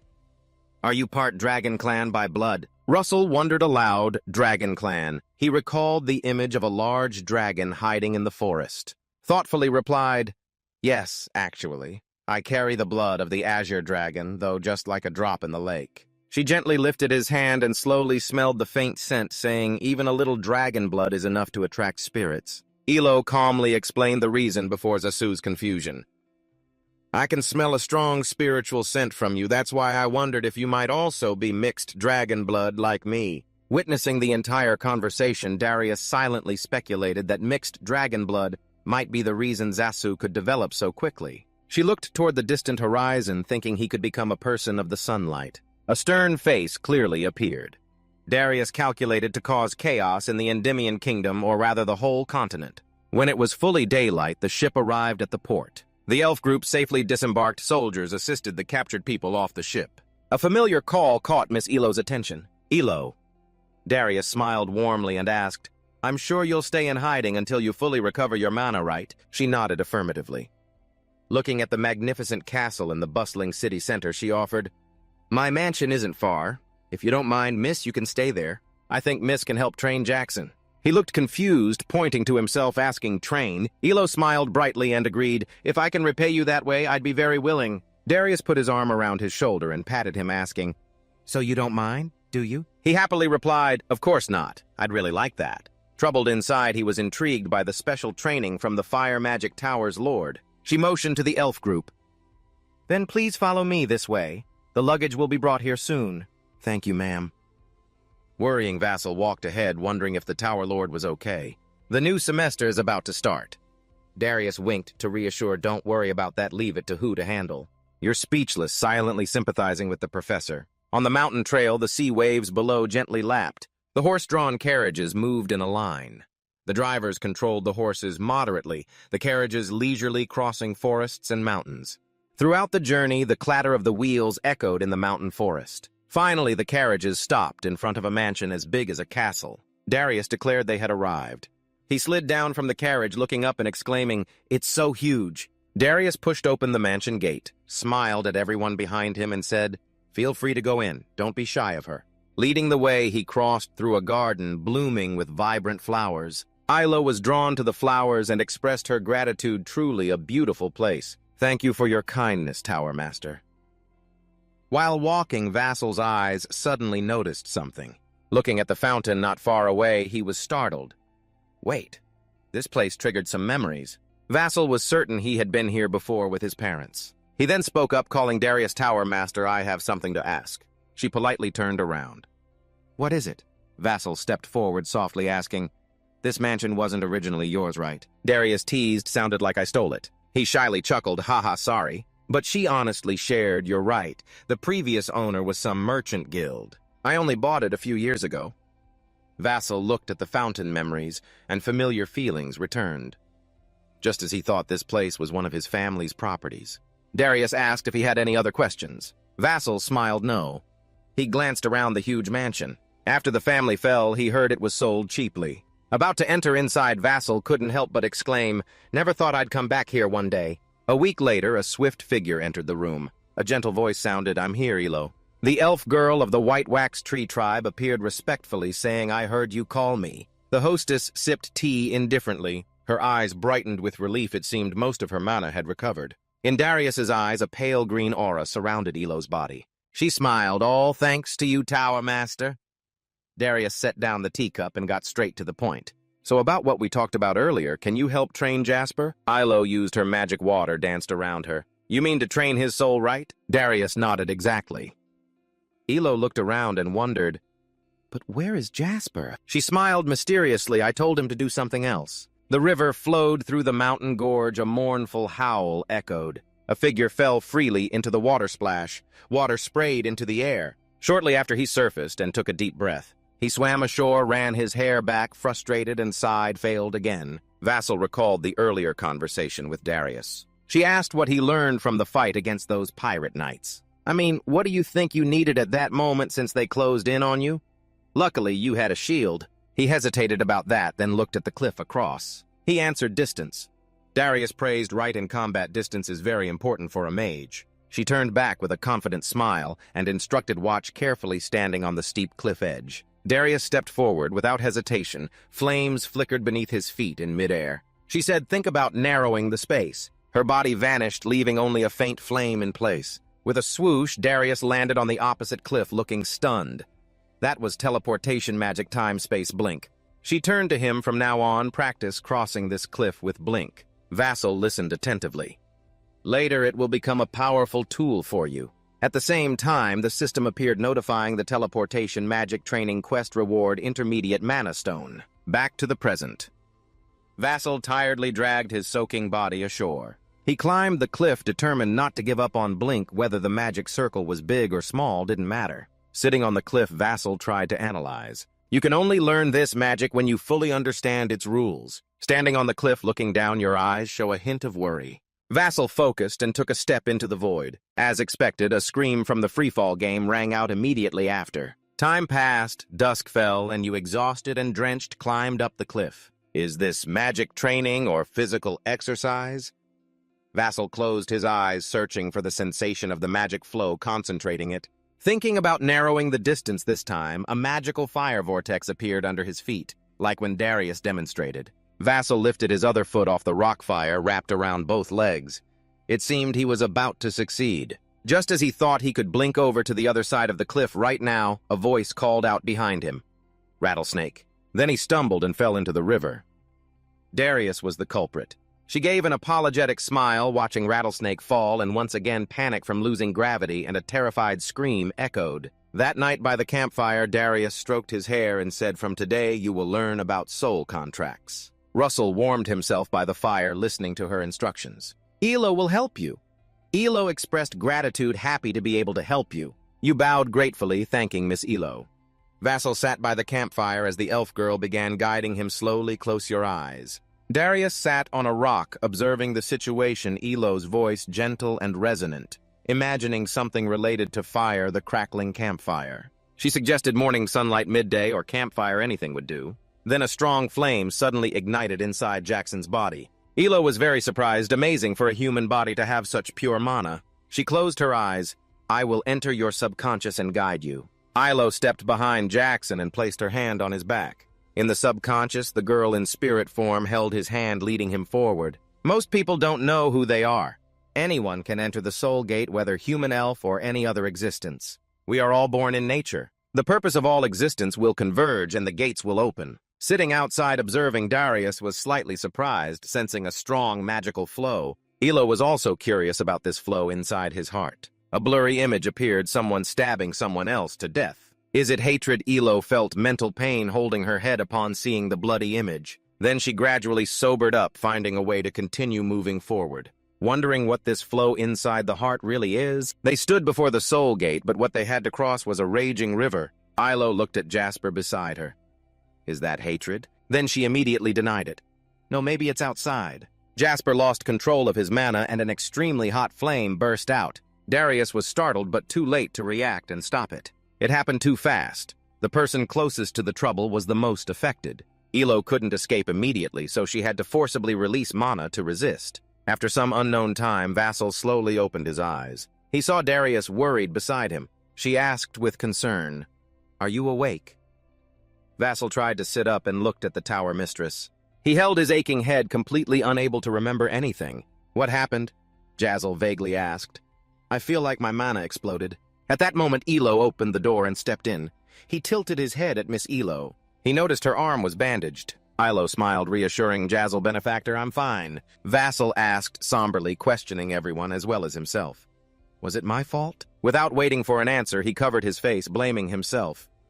"I'm really sorry." That night, to relieve his gloomy mood, Vassal went out to the flower garden to watch the moon. Inside the room, Darius observed him from the window and asked Miss Ilo, "Please turn around. What exactly happened?" Ilo recounted the terrifying events that had occurred. "In the depths of your consciousness, it was very chaotic. When we set foot on the path leading to the Gate of Souls, we couldn't go any further because suddenly there was a very intense flow of emotions." Darius rested his chin thoughtfully. "A flow of emotions," Ilo confirmed. "Yes, it looks like a stream of hateful emotions." She made the observation, but it also seemed more like feelings of sadness. That sadness was so great I wondered how he could have hidden it for so long. The next morning, right at the edge of the forest, next to the mansion, Darius called Russell.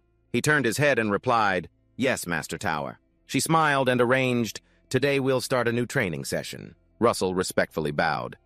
"If you say so, ma'am." Suddenly Darius declared, "Clean up." He was so surprised he immediately looked up. "Are you assigning me this task?" "Help the servants in the mansion for a week to clean every corner thoroughly." Vassal thought to himself in surprise, "Clean the mansion?" Darius continued, "Meanwhile, Ilo and I will take a trip to the capital." Ilo politely bowed. "See you next week, sir." Vassal shyly bowed in response. "Yes, take care, both of you." Before leaving, Darius didn't forget to clarify, "This is not a punishment. Okay? All right then, obediently bow your head and get started. You will clean and practice refracting techniques during the remaining time." Then her next words ruined his plan. "Just so you know, this week I forbid you from using magic." Feeling frustrated after Darius left, he started cleaning the mansion. First, he picked up the broom and awkwardly examined the hallway like a teenager. He grabbed the broom handle, then pushed it forward with determination. "I'll train my body while cleaning." Vassal thought to himself, "I'm just not allowed to use magic, that's all." But the consequences were truly unpredictable because the mop was still wet. He pushed it forward quickly, a wet trail behind, and then he slipped. Vassal fell backward. The mop flew up, hitting a nearby vase, which shattered with a crash. He landed on his butt. Jasper was unharmed, but the vase was broken to pieces. A servant approached from behind and asked, "Who cleans that fast?" Jasper looked up and heard the other say, "Lady Daria really treasures that vase." He suddenly remembered the Tower Master's advice. "Oh, Jasper, about cleaning. Just listen to the head maid." At that moment, head maid Dia respectfully led the servants waiting to see Darius off. Dia was a middle-aged woman with a serious face, sharp eyes, and seemed strict. And right now, it was she who had just spoken. Looking at the broken vase beside him, Vassal regained composure and said, "I'm sorry." Rhea put on gloves coldly and said, "I know you're not allowed to use magic for a week." She handed Russell a cloth. "From now on, clean according to my instructions." Thus began Jasper's experience as an apprentice servant. When he picked up the vase to clean the base, Zia stood behind watching him. "You have to support the bottom of the vase with your hand." When cleaning the floor, she scolded, "Don't you think you should clean behind the door too?" Jasper turned pale. "Sorry." Zia kept nitpicking. "But it seems like you can't see the dirt on the floor, right?" Then came a series of unpleasant criticisms and nitpicks from the head maid. After a cleaning session, he sat exhausted on the floor, sighed deeply, sweating profusely, his eyes losing focus. His mind was still buzzing with Rhea's stern words. He was very clumsy with the window curtains. He felt there was nothing left to hold on to in life. Was this some kind of mental training? Before he could rest, she continued to command him harshly. "It's lunchtime. Follow me." Sitting still with no strength to move, he laughed bitterly. "Ha ha, I'll eat later." Rhea turned her head, her voice cold, no resistance allowed. "Follow me." He nervously replied quietly on the spot. All right. In the servants' kitchen, dishes were set on the table, and lively chatter filled the room. Vassal looked around and silently assessed. There really are a lot of people working here. Suddenly someone spoke up to start a conversation. What's your name? It was an elderly man with silver hair who looked quite kind. You politely answered, I'm Ro. The old man seemed a bit surprised hearing your surname, Raymond. Lasso stiffened, feeling nervous inside. Does he know me? Unexpectedly, he suddenly praised you handsome, huh? Black hair and red eyes, too. The maid sitting opposite you clapped along. Yeah, looks so cool. Suddenly, a muscular young man slapped your shoulder hard. You look pretty strong, too. Can I have some of that strength? You were startled, yes, sir. The young man named Lucien laughed loudly, patted your back with a squeeze. Just kidding. Then everyone burst out laughing again. Vasco smiled outwardly while inside he felt pain collapsed and tears fell. Just endure for a week, this must be the training. Definitely training. One beautiful sunset afternoon, the orange sky dyed red, carrying oil and wooden beams with some servants in the house. Carrying wood is heavy work. You sweat while reminiscing about your magic. If I could use the mage's body, I could finish immediately. After finishing, Russell and everyone sat down by the wooden table near the stream. Everyone chatted excitedly. Here, take it, everyone did well. Everyone eagerly clinked their big beer mugs.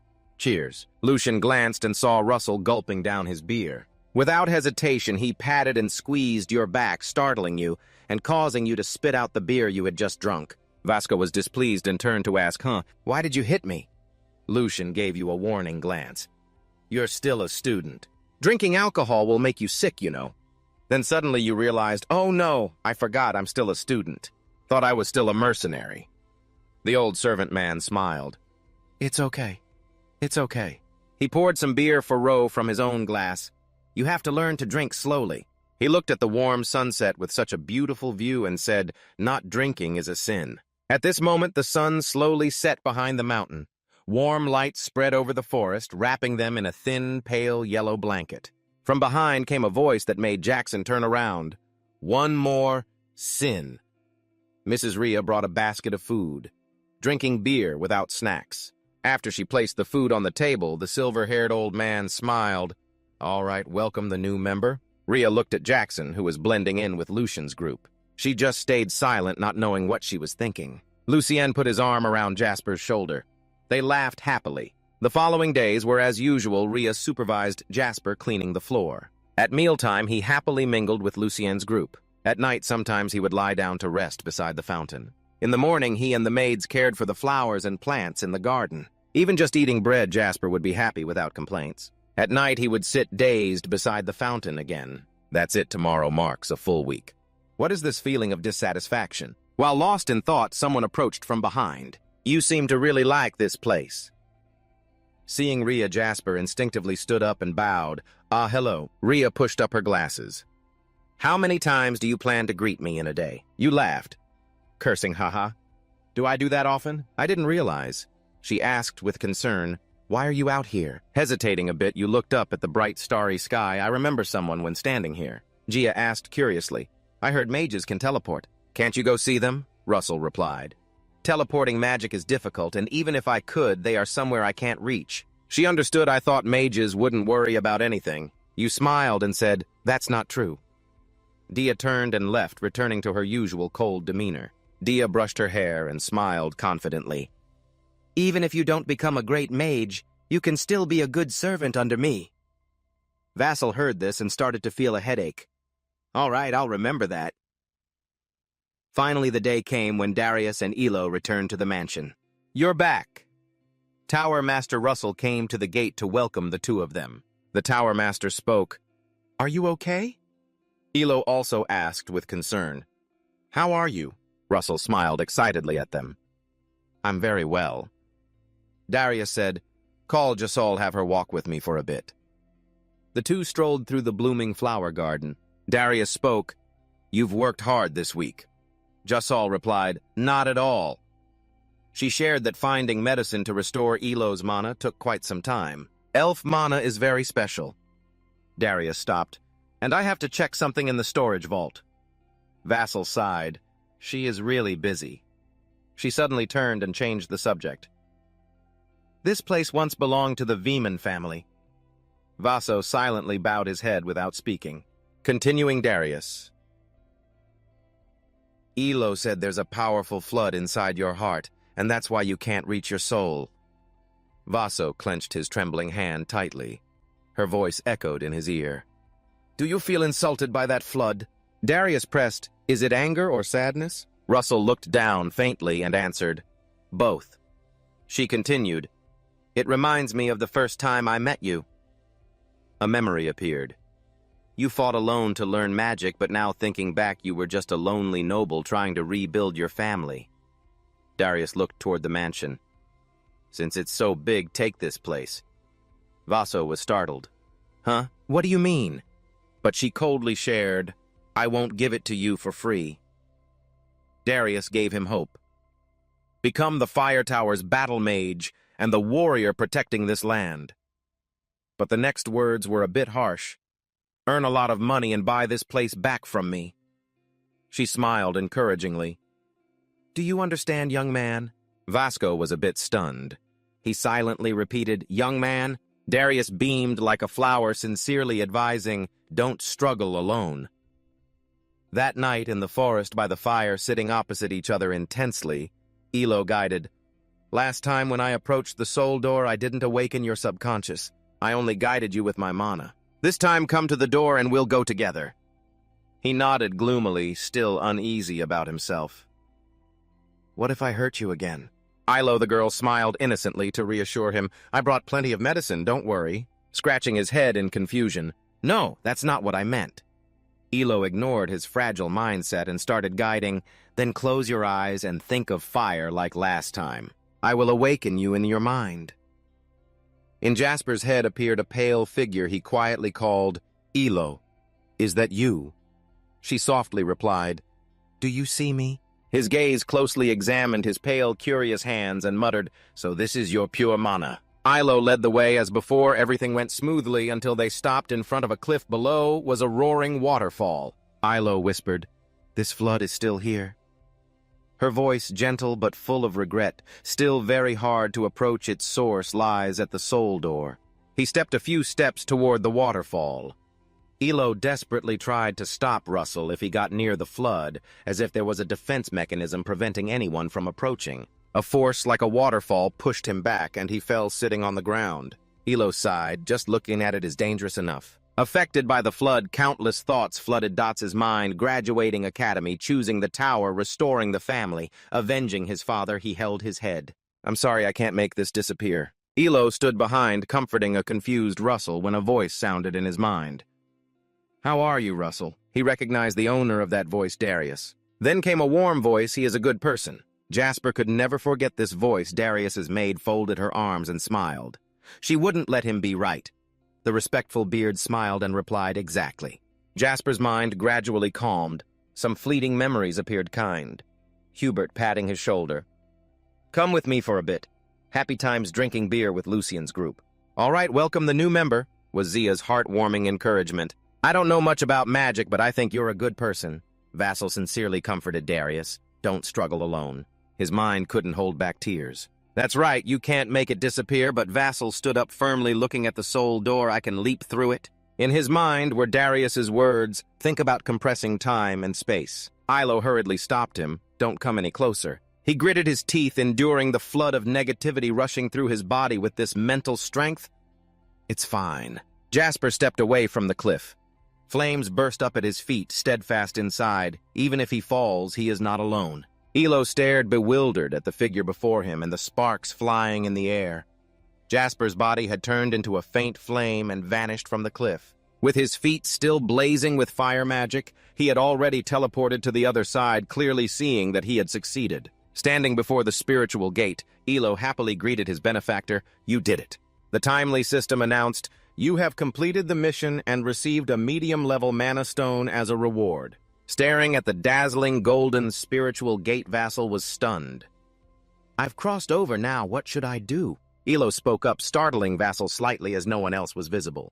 Please step into the lighted gate in front of you, Vassal confirmed. Miss Elo, the elf girl, smiled and explained, you didn't expect that, did you?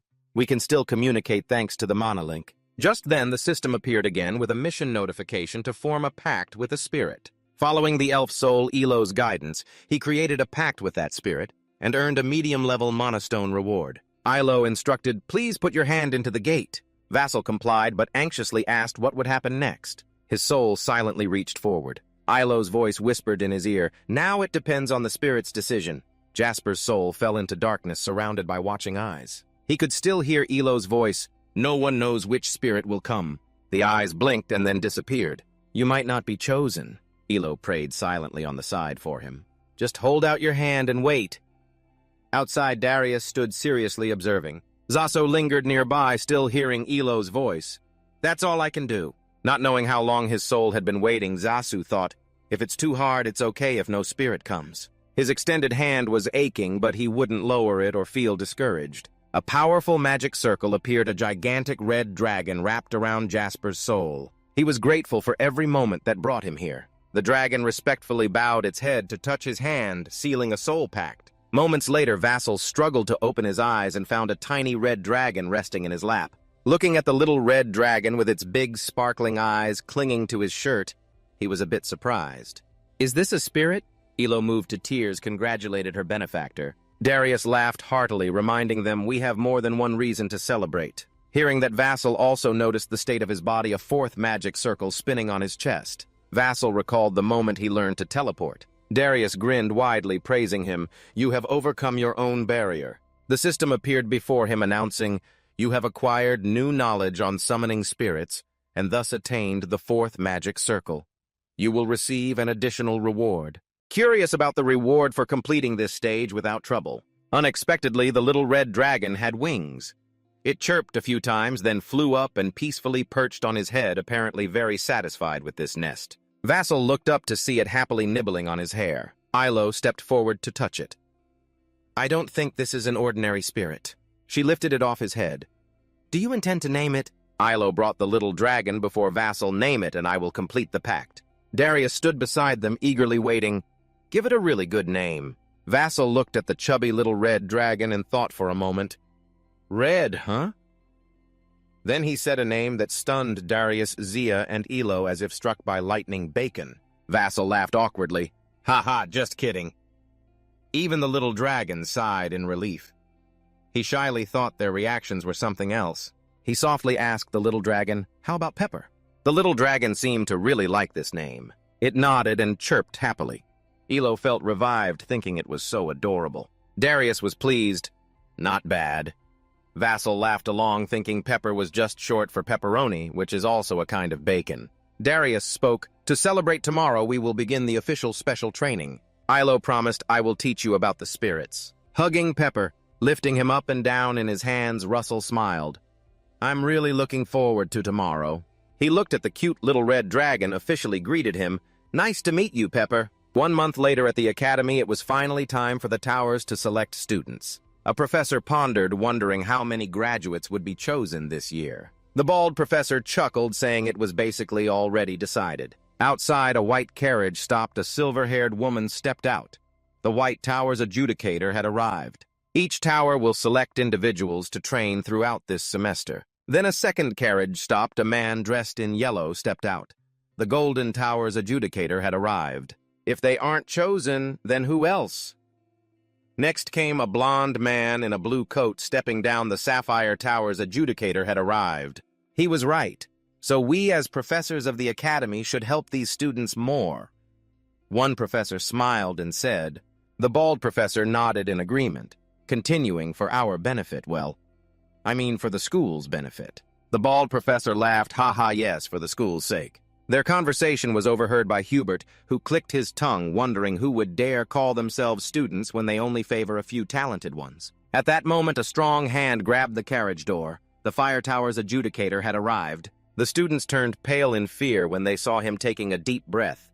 The representative of the Fire Tower was a burly man looking quite fierce, with long burgundy hair and cold eyes vermilion Yusin. Hubert glanced over and couldn't help but swallow nervously.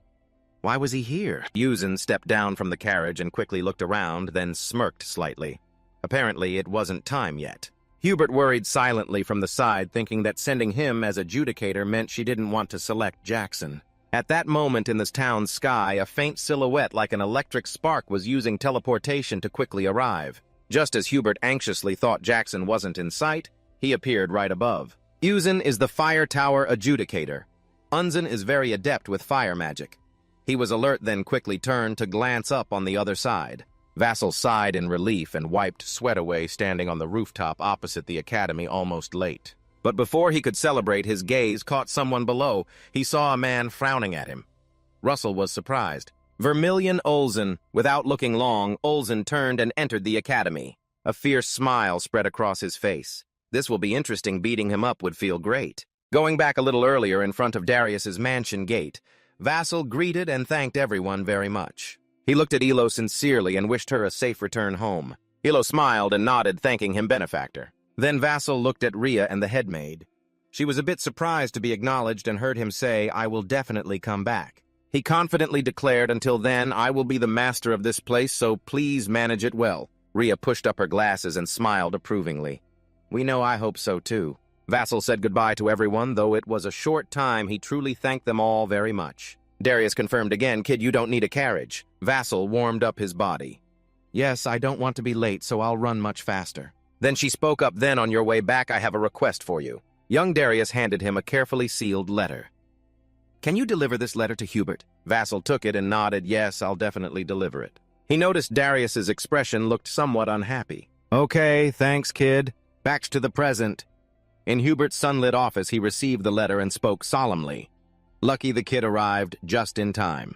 Hubert opened the letter to read, but talked about something unrelated to the letter. However, this selection to help the kid will be quite difficult. He put the letter down because a few things just came up that he had to quickly finish, smiling gratefully. "It's okay, Professor."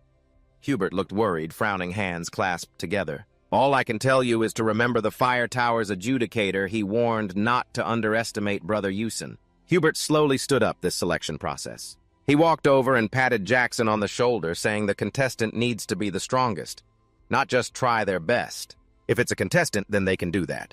You smiled confidently. "All right, teacher, don't worry." At this moment, the system sent a new mission announcing the Tower Selection Mission show an overwhelming difference in rank and gain recognition from the Judging Council. The selection's recognition from the Judging Council is under 10 reward is intermediate mana stones. The next day in the exam room for the first round of the selection, the written test began. So you focused on the test. The written exam wasn't too hard because you had failed this test many times in your previous life. After finishing the writing, your mind drifted a bit, wondering if there was something to worry about. You thought of Darius's letter, the teacher's letter. After this incident, Professor Hubert's trips would become more frequent, almost to the point where he couldn't teach your class at the academy anymore. And soon after the year, he was granted leave. Professor Hubert Vassal stepped out of the exam room, still thinking about that, not knowing exactly what had happened. You saw a green snake on the tree approaching its prey. That could be a dangerous mission. Watching the snake catch a bird, Vassal was stunned for a moment. This was for a high-level mage in the fire tower. Just one day after the first round exam, the results showed you had the highest score in the written test. Russell Joyce was announced before the entire school, causing a stir among the trainees. Russell got the highest score. No way, he's really smart. So jealous being recognized for first-round achievements, you silently wondered if you could stop him. Because of the professor's death, there wasn't much time to think. As the second round of the selection, the interview test would begin shortly. Vassal and the trainees sat waiting in the hallway. The professors explained the rules. Enter when your name is called. Not long after the professor called Russell Raymond's name, he stood up silently, cheering himself on. "You need to stop him. You can stop him." Then you quickly stepped into the interview room, because the evidence for that was right in front of you, and so stopped in the middle of the room. In your previous life, you didn't remember that Olsen would become a judge for the selection. You confidently placed your hands behind your back and looked straight at the judges. You have changed the future, so you need to join the fire tower and prevent the professor's death. Looking at Olsen glaring unpleasantly in front of you, Lasso aimed for the mission goal. You need to be recognized here. The professor in charge of documentation gave clear and detailed instructions when the judges answer briefly and verbally. "Okay, understood." You replied yes. The White Tower judge read the question. "We will begin." 300 years ago, the formula was created by Mage Oregon. The Q&A started. The judge asked Russell the answer must apply the concept of recycled materials to change the formula. You weren't too worried. The interview questions were even easier than those in the written test. While reading the question, the White Tower judge radiated yellow mana energy. Vassal noticed this, but there were other tasks in the second round test.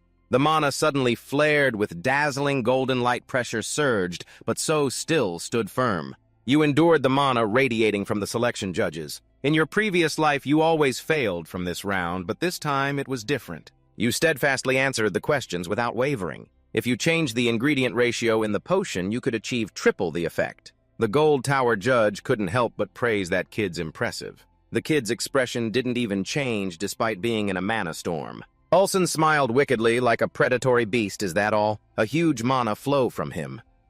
The pressure suddenly increased several times. Vassal gritted his teeth, enduring this mountain-like pressure. Olsen smiled with pleasure but remained silent, maintaining this pressure for a while. The Gold Tower judge frowned slightly, looking at him. He really was a crazy tiger if this continued. The Gold Tower judge turned away, worried for the candidate's fate. The candidate could die. However, he was astonished to see so still standing firm. Can he endure it?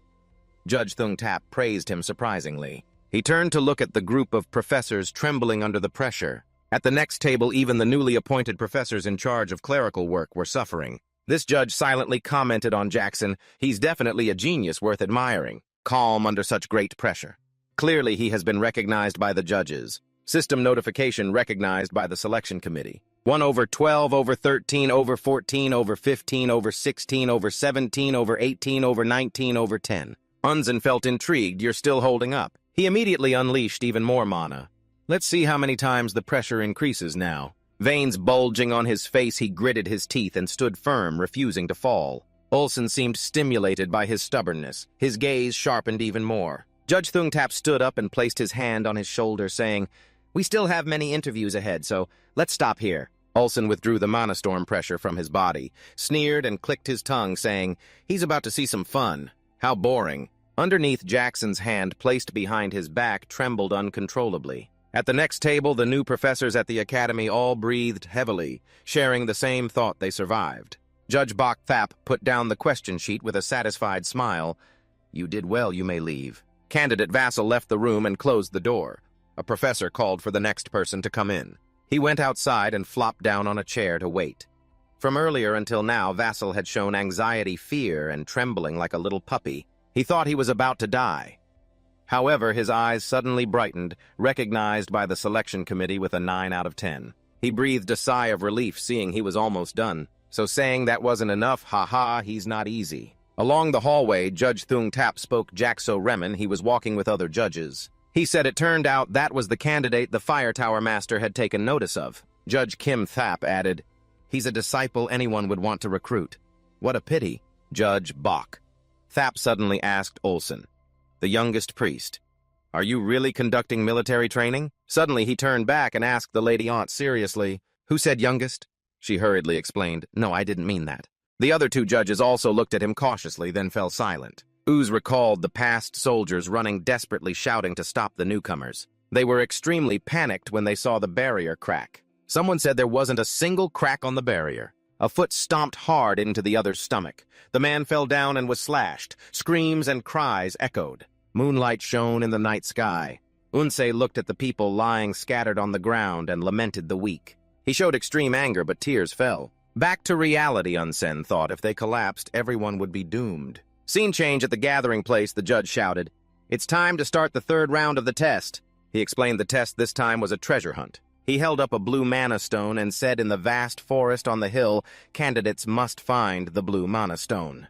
The candidates listened attentively to the judge. He continued that the number of mana stones candidates find and bring back will determine their score. Vassal looked at them and thought. The judge ordered all right candidates line up. Vassal silently stared at the system board.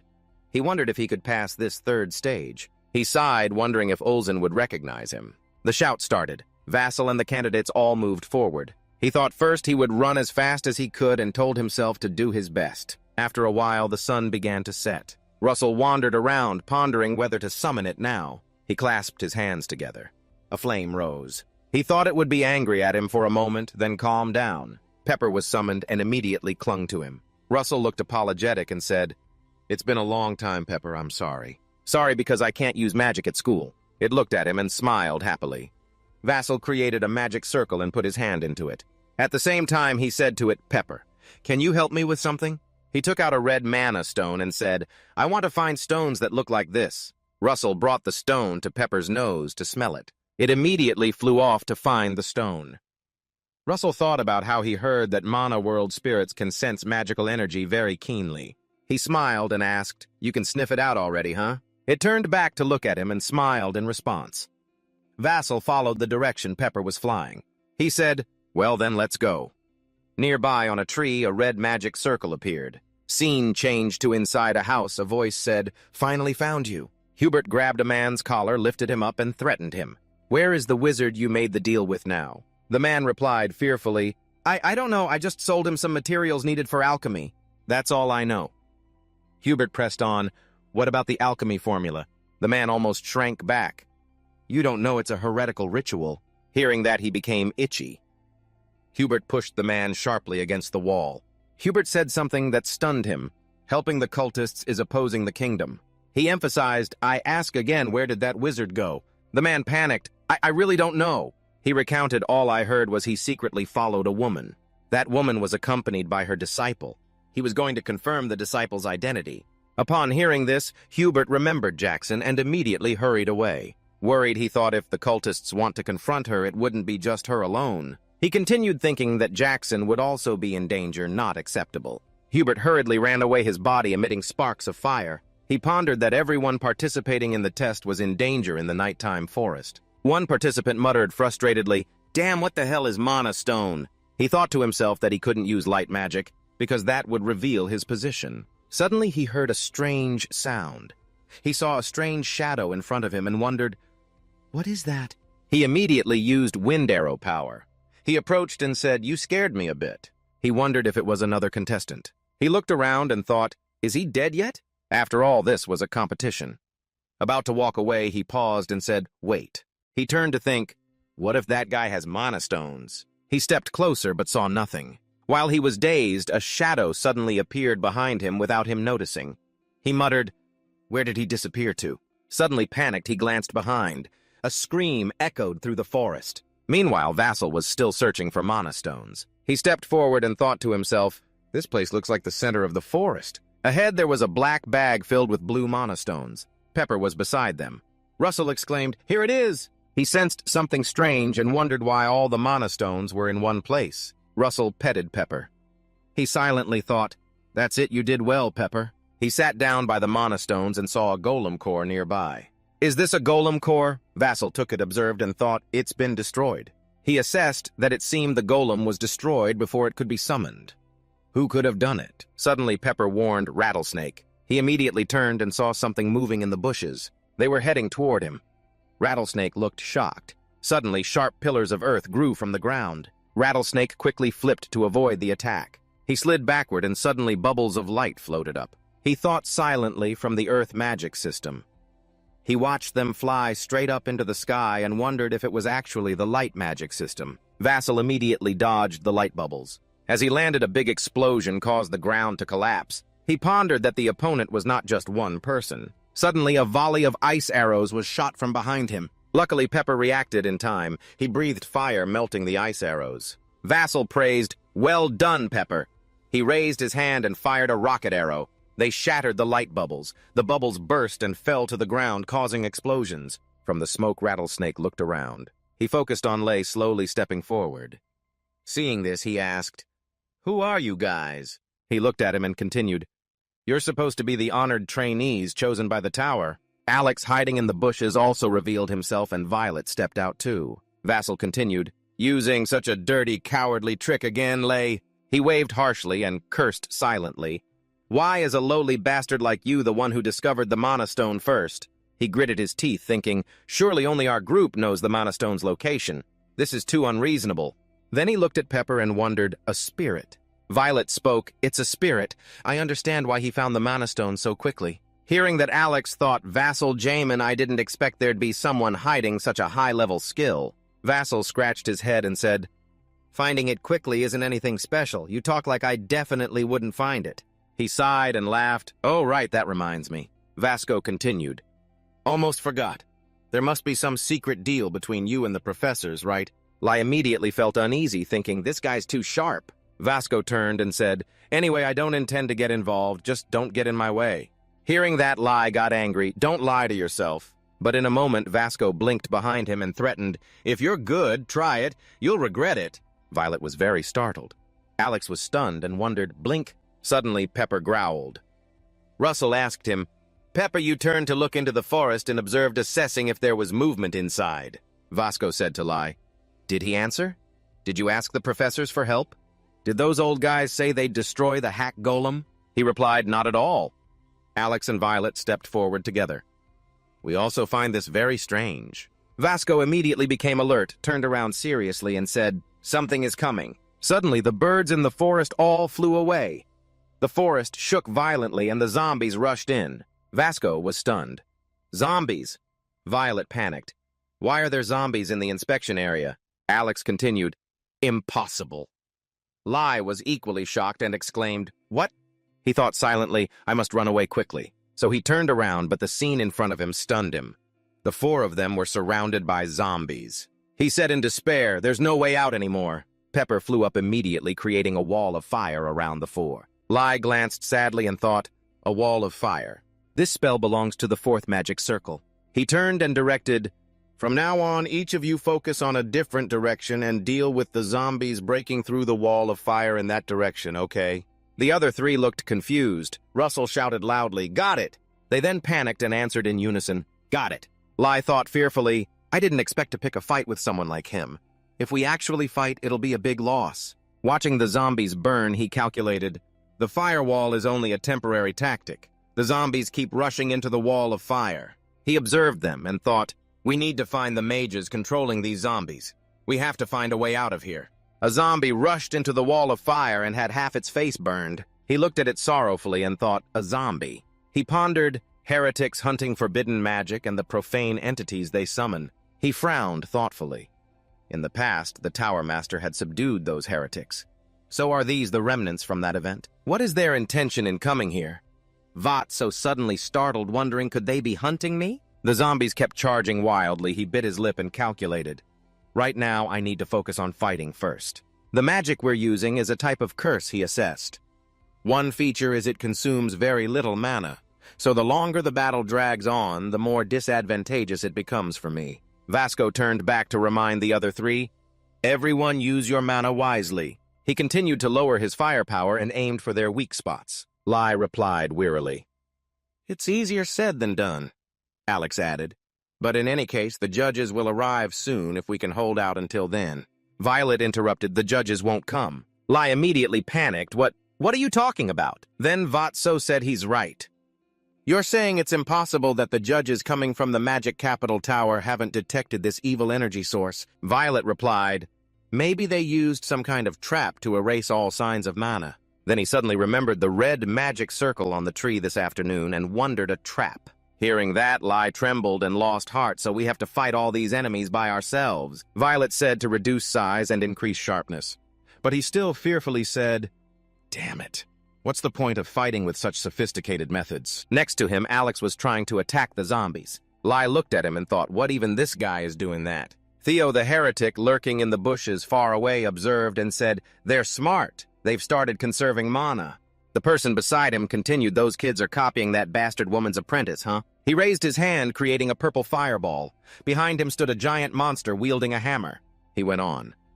But what if they encounter a situation where they can no longer conserve mana? Suddenly a loud noise made Vought so, and the others glance at the monster stepping through the wall of fire. It roared fiercely.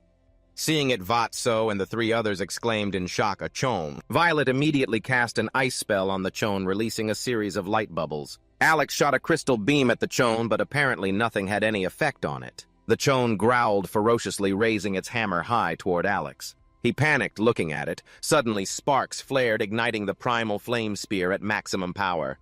The chone dropped its hammer, its body gradually dissolving. The purple fireball in the heretic's hand shattered. He itched in disbelief. What? He asked his comrade, did he really defeat a giant chone with just one strike? Violet was stunned. She assessed that the magic just now had destructive power comparable to a 5-ring magic. She looked at him intently and wondered, is he really a fellow apprentice like me? Then Vought so suddenly realized something.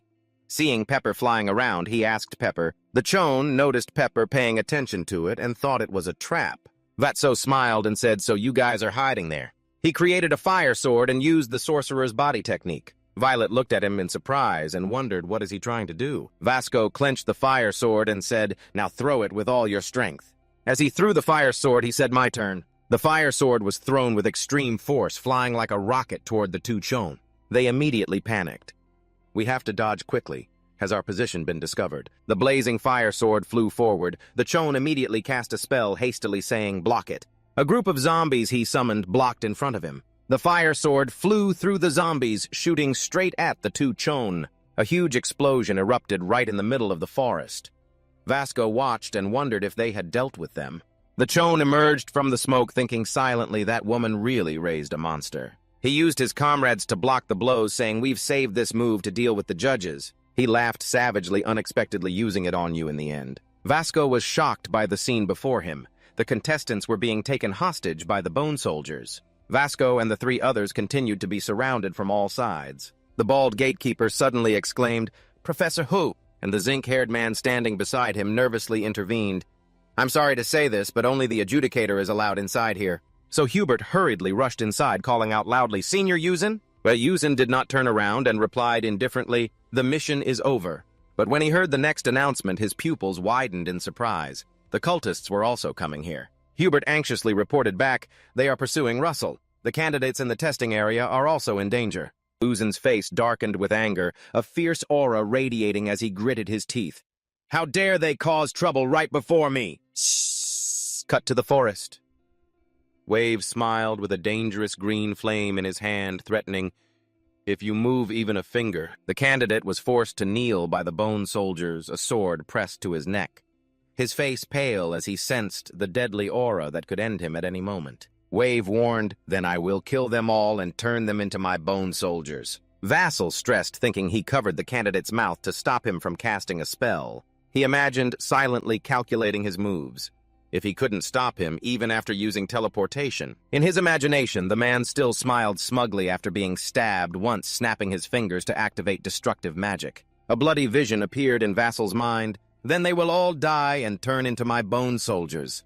Confidently, he taunted, so don't try to resist, come out here. His face was tense when he mentioned him the child from the fire tower. Russell bit his lip. Yeah, just as I thought, I'm their target. He silently thought, beginning to withdraw his magic. Jazz slowly stepped out from the shadows to face the bone soldiers and Wave, sneering cruelly. Impressive, can't believe you'd risk your life to save your friend. Hearing that, Jazz quickly responded, friend? That's right. Lei felt uneasy hearing the sarcasm. If you're weak, they'll call you weak. Violet also lowered her eyes, not daring to look up as Jack said, if you're strong, they will fear you. The bound contestants could only pale at those words, receiving nothing but contempt, disgust, and envy. Those guys only envy others who are stronger than them. Quay silently watched Jackson narrate. He calmly looked straight at him and said coolly, maybe you just don't understand. To everyone's astonishment, Jackson coldly explained, I do it because the duty of a guardian is to protect everyone. Wave covered his face, trying to hold back his crazy laughter, mocking, in a world where the strong hunt the weak, what duty or justice? He raised his hand, commanding the bone soldiers to advance toward him. Wave began to retort, those are just loud words from the weak. He sneered contemptuously, mocking the one hiding behind the bone soldiers, not daring to stand up for himself. Look at that. He grew angry, biting his lip to restrain himself. Wave sent a bone soldier behind Jackson, which grabbed and held him tightly. He said, yes, because you want it. The bone soldier suddenly wrapped a cloth around his mouth and tightly bound him. Wave angrily shouted, so I will kill you myself. He summoned white bones swirling around him in waves. Wave glared and growled, the kid from the fire tower. Wave held a sharp bone sword, looking smugly at Jackson, who was held tight. No, it's a pity to hear your screams, but I have no other choice.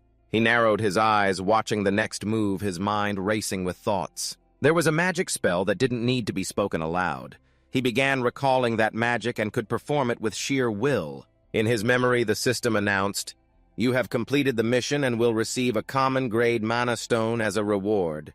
You have gained great enlightenment from summoning souls and reached level 4 magic. You will receive an additional reward to clarify the prize. Jackal suspiciously added a reward. A ring surrounded by lightning appeared on his hand. Jackal thought curiously, a ring, and that is the magical artifact Cloud Ring. It can transform into a thundercloud when needed.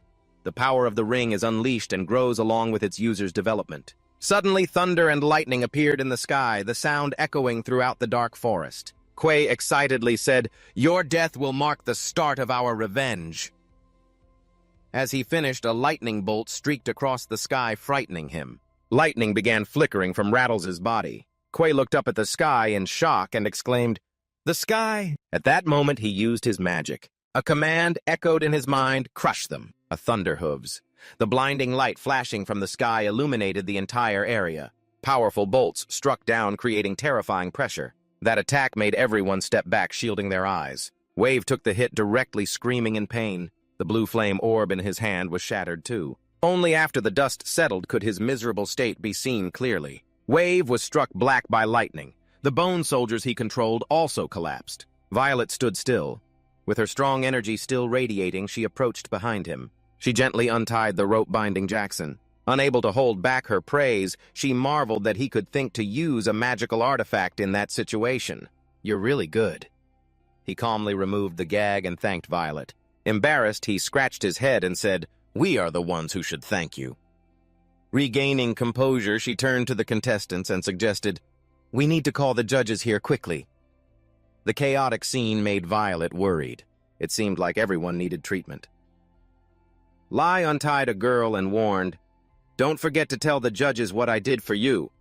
Alex urged them to line up and move. Under the starry night sky, Vessel calmly said, "The judges will arrive soon." Violet asked, "What? How do they know about this?" He smiled and replied, "Because my friend will lead them here." Pepper actively left marks on the tree trunks to guide the way. Wherever she went, she burned a mark there. Soon after, a trail of light was lit through the forest. She admired Jasper with her eyes, thinking, how many steps ahead has he planned? He noticed something unusual. Bending down, he observed the ring on Jasper's hand weakening. He silently thought, "Cloud Ring uses more mana than I expected." As Violet was leaving, Wave, who had been defeated, started to stir. Angry, he chanted the dedication spell, "I dedicate to all that I do." His eyes rolled like a puppet's as he murmured, "My life, my lifespan, and even my death." Then both felt the ominous aura. Quickly turning back, and a mountain of white bones was summoned. They piled up and then transformed into a monster right before Violet and Jasper. A giant bone soldier was summoned. The giant bone soldier roared from above. Its eyes glowed red as it looked down at them. Its long tongue was terrifyingly extended. Jackson's eyebrows furrowed tightly.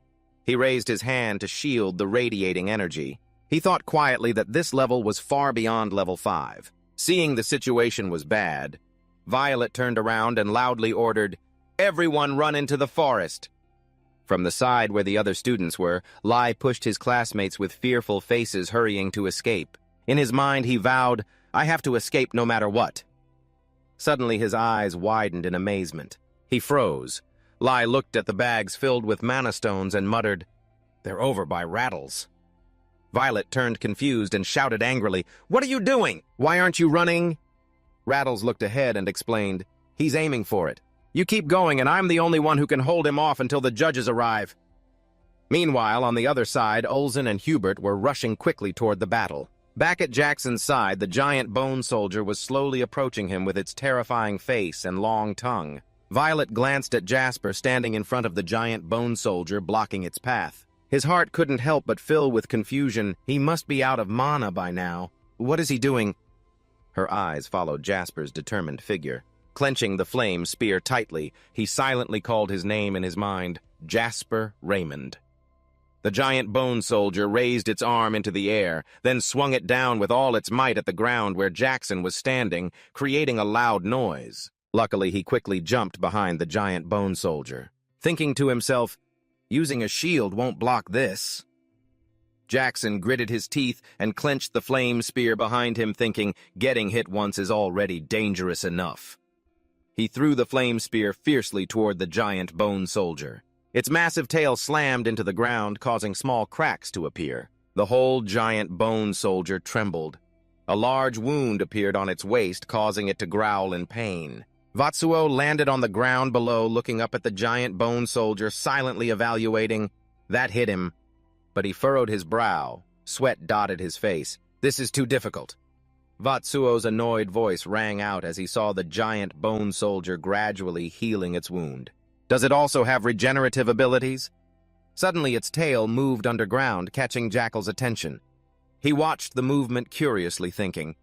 The tail of the giant bone soldier was moving quickly underground toward Jackal, making him alert. Then suddenly its tail shot out of the ground toward Jackal. Luckily, he dodged just in time, but couldn't hide his shock as he said, "Its tail!" The giant bone soldier's tail wagged in the air before Jackson then suddenly lunged downward quickly. Seeing this, Jackson raised his hand to shield himself, frowning and muttering, "Damn it!" Suddenly, an ice arrow flew straight into the tail of the giant skeletal warrior, stopping its attack much to Jackson's confusion. She suddenly created many ice arrows aimed at the giant skeletal warrior. Continued, "So I can't just run away and leave you behind, can I?" Violet controlled the ice arrows, shooting them straight at the giant bone soldier, freezing part of its body. Her voice continued, "And like you said." Suddenly, among the people fleeing, a pair of feet stopped upon hearing Violet's voice. Alex turned back. Violet's voice this time was firm. "This is a mission." The others also stopped, looking at each other silently. Violet, still acting as a bodyguard, started turning back toward the battle, confusing Lai. Holding tightly onto his bag, he shouted in horror, "Huh! Why are you guys turning back?" He angrily shouted as he saw them continuing toward the battle, yelling, "Are you crazy?" Still going on now. He yelled, "I don't care what happens to you." On the other side, a figure lay motionless on the ground, suddenly waking up as a small stone accidentally hit Savvy. In pain, he tried to move, gritting his teeth and letting out a groan. Suddenly, his eyes widened in astonishment, his voice hesitant. Could it be that Xavier's gaze was toward the fierce battle as he uttered words about a sacrifice? Was it a giant bone soldier? He smirked mockingly, his voice full of sarcasm. "Ha ha, serves him right. Acting spoiled just to survive alone." Savvy saw the group of students lined up behind Jackson and said they had all formed their formation. Alex scratched his head apologetically, sorry for being late. Jackson's house was surprised, thinking his plan wasn't like this. His eyes widened as he looked back, thoughtful and silent, then he smiled as he realized something. He smiled, his gaze firm, and spoke, "Flame spear, if you want to fight, I won't stop you." Then he threw the flame spear straight at the giant bone soldier and said, "But if you want to live, if you want to win, then listen carefully to what I'm about to say." At that moment, the giant bone soldier swung its arm, breaking the ice on its body, roaring as blue energy radiated from it. Vatsuo shouted from the side, "I'll create an opening!" He gathered his strength and swung the flame spear tightly clenched in his hand, loudly commanding, "Attack with all your might." Then Vatsuo threw the flame spear powerfully toward the giant bone soldier, advancing, hitting it before it could react. Russell saw the moment it was ripe and shouted to the others, "Now!" A volley of powerful arrows shot rapidly toward the giant skeleton soldier, creating a massive explosion, the blinding light forcing everyone to shield their eyes. Following that was a thick cloud of dust. The giant skeleton soldier cried out in intense pain. So saw it slowly starting to recover and couldn't help but curse, "Damn it."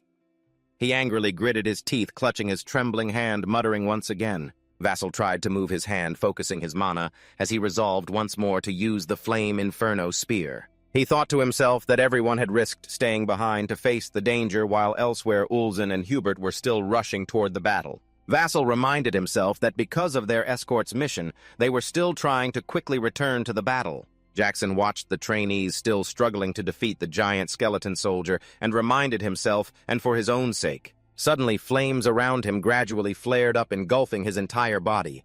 He silently vowed he needed to push even further. A horn sprouted on Jackson's forehead. His gaze changed gradually, his red pupils turning yellow, firmly resolved, "I have to protect them." Surrounded by flames, he gritted his teeth, gripping the spear tightly. The Flame Inferno Spear, he summoned all his strength and shouted with full power. Vassal moved his whole body, aiming the spear toward the giant skeleton soldier. He opened his eyes wide as he saw his chance and immediately threw the Flame Inferno Spear with great force and decisiveness. Seeing this, the others also channeled their power in unison to attack. A massive force surrounded the Flame Inferno Spear, speeding forward swiftly. The Flame Inferno Spear struck the giant skeleton soldier, causing it to scream in terror. The spear passed through its body, causing the giant skeleton soldier to shatter into pieces. Yuzin hurried to the battlefield and saw the contestants fighting a monster, a giant skeleton. Yuzin clenched his teeth unhappily. What are those weaklings trying to do? They should have run away Vermilion. Yuzin believed weakness was the flaw. If one fell, all would collapse. He stood watching for a long time without intervening until a faint spark appeared in the distance. That spark shattered Ulzin's perception. The flame inferno spear blazed more fiercely than ever, lighting up the entire forest, dazzling the eyes. But that day, Ulzin realized the flame inferno spear had powerfully shattered the skull of the giant skeleton. Vassal gasped exhaustedly, and Ulzin realized it was because they were weak, that if just one stood up, the others would fight alongside him and all would rise together. A powerful explosion erupted into a blazing fire, the smoke gradually clearing. The giant skeleton fell to the ground. Inside was the face of a still-living heretic. He clenched his teeth in anger, his eyes glowing with a strange green magical light. Not yet. By his magic, the fragments gradually reassembled onto the skeleton's body. Things were far from over. He had no idea what danger awaited ahead. A foot stepped sideways to gain momentum. Yuzin condensed magic into his fist, gathering a massive power in his palm. Yuzin punched strongly toward Wave, releasing the magical power in his hand to eradicate the evil force. His power left the contestants open-mouthed in amazement, waiting for the smoke to clear. The wide, cone-shaped area before Ulzin had been leveled. That wave must have been smashed to pieces. A weak voice sounded behind him. If you plan to come, your body's about to collapse. You should have arrived sooner. After finishing, he fainted. Behind a quick hand caught Hubert, suddenly appearing from behind, embracing Vassal and praising him for doing well. Even the strict Ulzin smiled with rare satisfaction. At that moment, the system announced a judge's approval rating of 10 out of 10. You have completed the mission and received a medium-level mana stone reward. When So opened his eyes, he saw the ceiling light above, and beside him heard Han's caring voice asking, "You're awake, huh? You still look a bit drowsy, like you haven't had enough sleep." So suddenly jolted awake. "Are the other contestants okay?" Hubert reassured him. "Thanks to you, they're all safe." He sighed in relief. "Thank goodness." Professor Hubert adjusted his glasses. "Everyone says the same thing. If Jasper hadn't been there, they all would have died." He smiled shyly and humbly. I was helped by them too." The professor smiled kindly. "But aren't you curious about the results of the competition?" Vassal only then slowly realized, "Oh right, the selection contest." Hubert shared that actually there were many issues. Since the heretics attacked the competition area, the mission became meaningless. In this situation, cooperation is even more important than competition. So all the selection judges concluded that in this contest, the one worthy of the highest score is the student who is now announced as the winner. Russell was stunned with amazement. A feeling of joy crept into his heart. Thinking silently, scoring highest in the tower's selection, while bowing head to thank the professor. Feeling relieved inside, finally, he could graduate from the academy. Hubert continued about the heretics. An investigation has been launched to find the mastermind behind everything. Soon they will find the root of all problems. Then Vassal said that actually there is still one more heretic. The professor was startled. Isn't there only one? The remaining heretic fled when he saw the situation was unfavorable. Savy fled in anger. "I will catch you and make you pay for this humiliation." The rookie at Fire Tower Yusin pushed open the door holding a package and stepped inside. "Looks like I lost his trail." Russell happily. "You're here, Senior Yusin." Slightly nodding. "Let me see how you're doing." Hubert feared Ulzin might be a disadvantage to him. Ben hesitated, telling Russell he should rest for a while, but was stopped by him. The professor smiled brightly, reassuring him. "I'm fine, sir." That evening in the training yard, Russell stood facing Ulzin. He looked more lively. His usual irritated face when fighting heretics must have bored you a lot. Yusin explained the reason for having to fight those weaklings. Russell said nothing in response to that remark. He clenched his fists and continued, "I think weakness is also a weakness. And that thought of mine has never changed." Here Vassal interrupted. "I agree with you, but you should lift your head and share your own thoughts. The weak exist, so the strong can become stronger and protect them. And the weak, because the strong protect them, will also try to improve themselves," Vassal concluded. "So no one gets left behind, and we all move forward together." Hearing this, Yusin slightly frowned, not sure what he was thinking. Then he smirked in reply. "Not bad." He tossed the package to Russell's hands. "Open it." Vassal took it silently, suspicious. Opening the package, it was a cloak printed with a red rose exactly like the one on Ulzin's shoulder. The fire tower cloak, Ulzen nodded with a knowing smile. Don't get too excited. He said if you want to join the fire tower, you still have to pass one more test. Vassal was confused, wondering, but the selection contest is already over, right? Ulzen squinted to explain it can be considered an ancient tradition. He used magic to draw a circle on the floor beneath Ulzen. He stated the rules: try to force me out of this circle, you can use any magic you want. Confidently waving his hand, if you can make me leave the circle, you win, but if you fail, you will pay a corresponding price. Vassal looked up at him. He placed one hand behind his back, silently gathering magic. Don't regret this later. Vassal reached his hand forward as if he wasn't the one doing something behind his back. He smiled slyly. You said I could use it. Vassal was burning with fighting spirit. Red fire magic flowed around him, every kind of magic I want. The mansion suddenly shook violently. This startled Hubert, who was walking down the hallway. At that moment, Ulzen was also bracing himself against the attack, causing the strong aftershock. Moreover, his legs were pushed backward, making him laugh to himself, knowing he was protected by armor with at least 5th-level magic. He didn't expect to be pushed back by such a young age, yet he was still pushed back. Just then, Hubert ran over and loudly called out to the senior. "What are you doing?" He angrily scolded Ulzen. "I didn't expect you to corner Jasper like this while his body hasn't even recovered yet." Feeling a bit guilty, caught in the act of wrongdoing, Ulzen shyly defended. "This is the long-standing tradition of our fire tower." However, Hubert was blunt and said it seemed more like childish behavior. Offended, Ulzen retorted loudly, "What do you mean by that, child? I'm doing this so he learns discipline before living with others." Of course, Hubert wasn't willing to lose and argued back. "If he still needs your lessons on discipline, then maybe the pillars of the academy have all decayed." Then he sighed helplessly and turned to say, "Sorry, Jasper, I apologize on his behalf." Jasper obviously didn't mind and smiled, replying, "I'm fine." Just then, Ulzen said, "Humph. Since I created this trial, the first person to surpass it, who would have thought was you, Russell?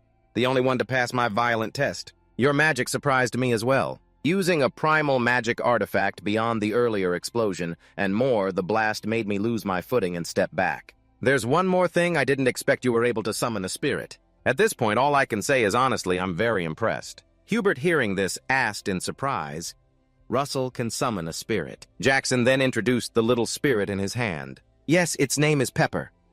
Both Ulzen and Hubert stared at Pepper with curious eyes. They heard it let out an innocent little cry. The two old men sighed helplessly. "It's quite adorable,"